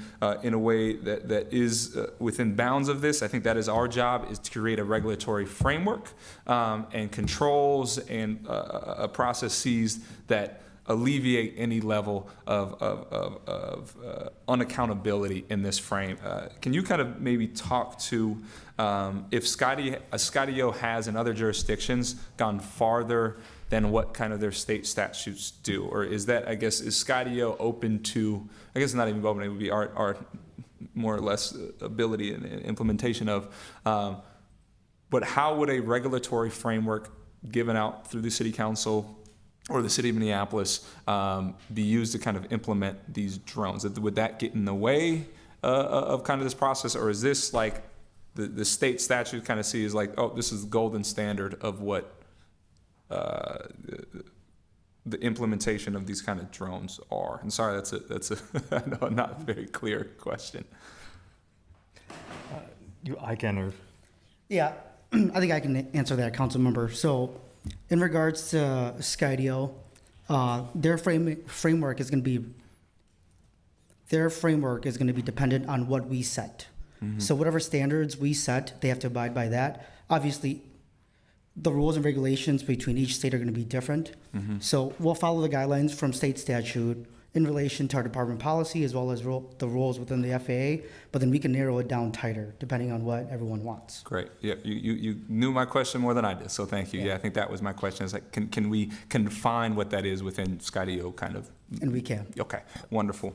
So I got a few more questions for you. And then, other, I think, as you all sat through, and I appreciate you all sitting and hearing the kind of testimony from residents. I think the other one on there is data management and data fidelity policies. outside of, I think it was, I think we see like 7 days here. Is that like a Skydio policy? Is that a state policy? Like, does any of our data go back to Skydio, or is this completely housed internally into the city of Minneapolis and MPD? Like, where is that kind of data fidelity happening? Councilmember, we control all the data. Mm-hmm. So what happens is a drone would launch, they would record whatever data they have, and the moment it lands in a dock, everything would upload automatically through the dock system. And it goes straight into our basically data management system with Axon. So Skydio doesn't have any, the chain of custody isn't broken because Skydio is just the provider of that equipment. Right, and so I'm like, I think it would also be helpful too, because I haven't seen, I'm assuming we'll be signing a contract for a pilot version of this. If it's possible to send that over to us, I haven't seen the contract and the terms as they exist. If you're able to send that to us, that would be really helpful. But it sounds like there are no data retention policies that Skydio governs from your perspective. No, sir. For that 7 days, it's mandated by state law. Okay. So we're just following that. Okay. But again, if you want to tighten it up, just like how Minnetonka does, we can do it as well. Okay, helpful. Going down my list here, yeah, I guess that's a piece in there. Question that came up as it relates to evidentiary flights that we in department policy and state policy sounds like we won't collect or retain data if it's not for evidentiary flights. It has to be for evidentiary purposes to retain that data. How are we defining like what an evidentiary flight is? Because I haven't been able to see a definition on that. So, council member, with that term, it's going to be categorized depending on the pilot. And our benchmark, our standard is if there's any type of criminal liability or civil liability, we document it as evidence because we don't know what's going to happen 5 years from now. Okay. But anything else that doesn't capture anything, so let's just say we get dispatched to someone overdosing, right? We go to the incident, we don't locate anyone. At that point, there's nothing of evidentiary value. We have captured nothing. That evidence is categorized during a certain category, and then it's automatically deleted. And then we can't even control it. It's set by our department. Okay, helpful. More questions here. Councilmember Whiting, if you don't mind, yeah. We're gonna be delaying the rest of the presentations, so Okay. I know staff is sticking here for it. We have to get out of here at 4:30. Oh, so I just want to make sorry. sure that folks know that the 3 items that are presentations. I know staff is still here. We didn't expect a lot of folks to show up, so we weren't able to prepare the captioning. So I just want to at least. Yep, This will be the last item. I can pass to other council members. Perfect. Just go ahead. Okay, We have till wonderful. 4:30. So do we have till 4:30? I'm like, I won't take all till 4:30. Other kind of notes here, right? The one thing that I was looking at some of the data that St. Paul uses, and I saw a data point that said I think 11% of their flights remove any officer, right? They go out and actually don't have to dispatch an officer or any level of emergency kind of response to that. It sounds like, I think from DC, from your presentation, that even if we are sending out a drone, we will still have a emergency response. Is that just within the pilot for kind of, again, fidelity reasons, or is that something that would be baked into like a larger policy? And the reason I ask is I think that actually is the largest benefit of a program like this, is actually sending it out and understanding that, hey, actually, we don't need an emergency response to come. So just curious of why that isn't happening in the pilot. Councilmember, yes, we are still going to send a squad car to every call. We want to figure out, the benefits of that drone flight, the time it takes to get there with that drone, assess the situation, but we still want to show that difference in time, right? That squad still has to go there. It's like, well, the call then sat and pending for another 20 minutes. Okay. The squad still had to go, but we could prove that, well, we could have cleared that call, off the... Right, so it's kind of like a metrics, it sounds like, basing it on a baseline. Just trying to prove its value, right? Okay, Helpful to know. Last kind of question here that I have is, right, it sounds like that there are the other piece that I think is quite valuable. There was a resident, there was a constituent that noted like the goals and metrics of this. And I think that is an entirely valid point of how are we going to measure the success of this pilot program, right? And so I haven't seen anything within the presentation that are saying like, hey, if it meets these things, great, good to go. If it does not meet these things, maybe we shouldn't be contracting with it. Like, how are you all, I guess, measuring that? If there's something internal, can you kind of explain that to us? And if not, I think it would be helpful to have something like that, both for our kind of information and then for publics as well. Sure. Do you want to answer the goals and metrics? Sure. So the metrics for this program is to basically compare the data from a drone's response and actual officer response. The goal of this program is at the end of it, we can come back up to council and say, these are the metrics we utilized, and we can compare the data from the drone to an actual officer response and say, our drones responded to these many calls. However, we may necessarily not even need an officer to respond. And we can utilize those resources and basically move them over here where they are better utilized for the city. Okay. Yeah. So okay. that's ultimately like the biggest metric that we're going to be utilizing, and that's one of our goals. Yeah, and I think it's right. Is helpful for me. I think what would be helpful is a tighter understanding of what those metrics are that we can see for success or failure of, and having that version. Right, I don't think we need it now, but we would need it to fully evaluate a program expansion if this was to go forward in a larger context. Yeah, and council member, I mean, I think another really big metrics on this, and you've seen it in the presentation, is that response time to those priority 1 calls, priority 0 and 1 calls, of getting to those under 2 minutes. If somebody's having their crisis of their life, at least we can get there. Yeah, it's a drone in the sky, but we can document a vehicle flee in the area, somebody flee in the area, somebody with a gun. We can identify people, suspects, victims, you name it, right? Right now, our priority 1 call times, our median call time in the north side is 7 minutes and 48 seconds. If we can get that down to 120 seconds or under, I think that metric speaks for itself. You know, aside from the time it takes, a squad to get there, I think that's huge. Perfect.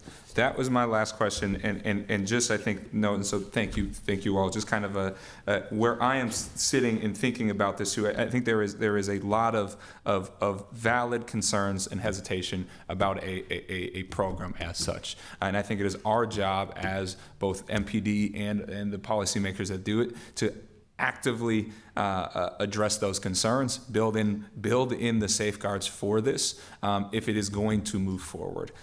With that, I think there is a version of this in my work in the reform world. I think the thing that I have seen the most is we have to, both for community safety and officer safety, the higher we can remove officers from situations where they have to make a split-second decision, I'm looking at kind of the incidents where a drone can respond, right? Persons with weapons calls, auto theft calls, shooting, stabbing, suspicious persons, right? You all know that those are situations where tensions are elevated. And so if we can have a drone come in there, lower the temperature, actually have that informed response before an officer gets there, I think that is invaluable. And so I think there are actually large portions of this that can be very, very helpful for our city, but there are a lot of concerns that I think we have to address. And so I really appreciate you all doing that and doing the due diligence to do this, and look forward to kind of working with you all to figure that out. Thank you. Before we move on to the next topic, without objections, colleagues, I'd like to move item number 6, 7, and 8 for continuation to the next meeting on July 22nd. Is there any complaints? All right, is that good, clerks? Okay, good. Now we can continue. Councilmember Vito.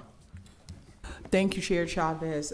First, I want to thank everyone for coming today to speak. I don't remember what the count of speakers was, but I certainly appreciate everyone sharing their perspective, and they took time away from their families, from their work, from the communities to be here, and I certainly appreciate that. And I also heard the concerns about privacy, surveillance, civil liberties, government accountability, and the ethical responsibilities the city has when choosing its partners. Those are serious issues, and they deserve to be a part of the discussion for sure. I also want to thank staff for working with me all of this time to put this presentation together. This is not something that just popped up. This is something that has been going on since I was elected as a city council member back in 2022, sharing my platform with folks. You get to hear back from them what they need and what they expect of a city council member. And so that is where this conversation began.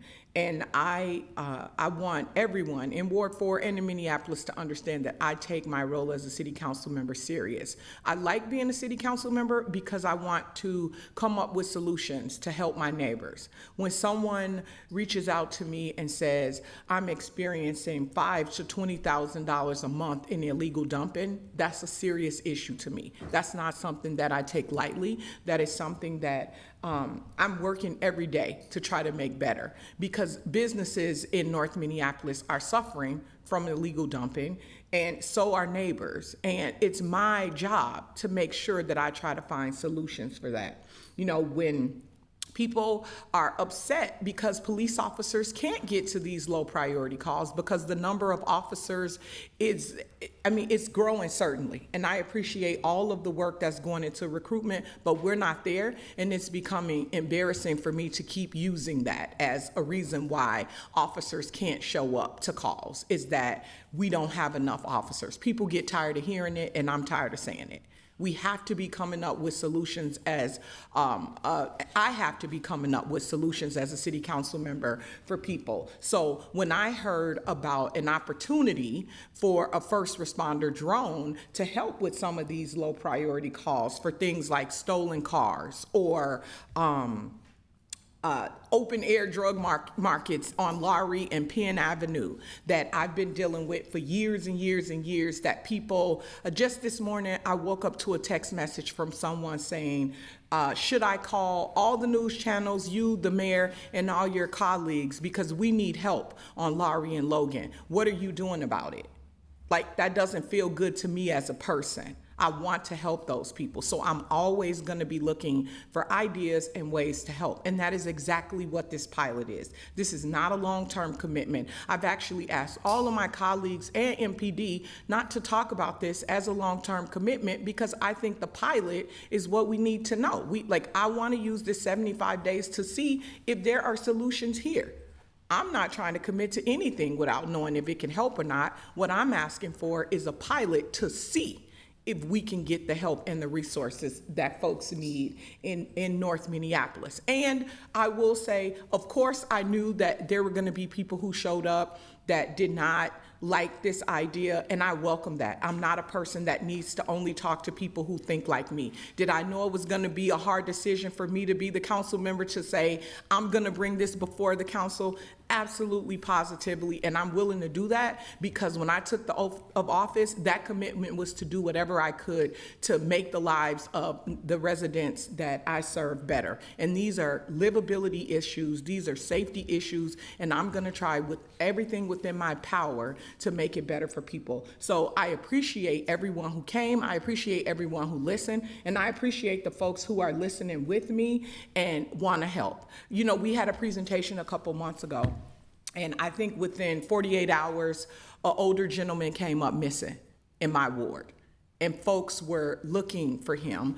And the drone that we have now was deployed. And I'll let you two speak to this because you have a little bit more details. But we currently have drones that are being used now, but this program could have been a little bit different. So if one of you want to speak to the incident that we had a couple days after the last presentation, that'd be great.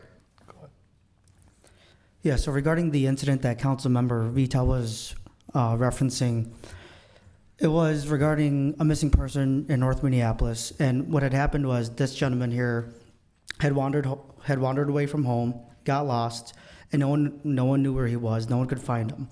He had been missing for an extended period of time. And when we first got the call, one of my drone operators went out there. They flew a drone because we already have an established drone program. This DFR program is just going to be an expansion of our current program right now if it comes to fruition. But a drone operator was able to go out there, and he flew around the area where he was told that this male gentleman may have been. Within a short period of time, he actually located this gentleman by a creek. He was extremely vulnerable. He needed help. And without a doubt, if the drones didn't find this gentleman, I don't know if he'd be here today. So the drones were able to locate him in the creek bed, successfully located him, relay this information to boots on the ground, officers who are on the ground in relation with fire personnel, and they were able to go rescue this gentleman from the creek bed and ultimately saved his life. Thank you for that. And I just want to say, I do love that, we have something in place that was able to save this man's life, but I believe this pilot program would have approached that situation a little different. A 911 call would have came in, the drone could have been deployed to the area within a minute and a half, because this is just a 4th precinct pilot, and it can get to my understanding, and I have had a demonstration, so to my understanding, it could be there within a minute and a half, which is different than an officer having to drive to the place in the 4th precinct, an officer available to drive to the place in the 4th precinct, and then launching the drone from there. So I thank you, Officer Mua, for your work on that and saving that man's life. I really do appreciate that. Some of the other livability issues that have come up around this are environmental issues with we have a lot of frustration from folks who are fixing cars and equipment on the streets in North Minneapolis, and the stormwater drains have oil in it and chemicals and things because people are doing things on the street. A regular complaint for me, almost daily, someone is calling in and frustrated with chemicals and oils in the storm drains because of mechanics on their block. Excess traffic, noise, like all of these things that could be 0-1 calls that officers respond to with the drone. So those are the things that we're really trying to see if this pilot could help with those things. My expectation in this is not to change anything or to get rid of officers or to stop us from responding in ways we do, but it really is to help provide a service that can probably enhance the way we interact with people and not make everything a police interaction. I don't believe everything has to be a police interaction. Some of these things can be done by the drone when we get there. We're not there yet, but some of these things don't have to be about a police coming and having an interaction with someone. And so my goal is to increase livability in the neighborhood, and to provide this service as a tool that we could potentially use in the future, but more than anything, figure out if we could use this service in the future. So I thank you all. I know a lot of my colleagues still have a lot of questions and concerns, and so do residents of Minneapolis. As you can see, that people came and spoke not only from North Minneapolis, but from all over the city. And just to reiterate, this is a free, completely free program that is only going to be in the 4th precinct. This is not surveillance. This is a 911 dispatch drone call. Someone has to call in for the drone to be dispatched, and the dashboard will be set up where people can track how the drone was being used and what for during this service. Councilmember Stevenson.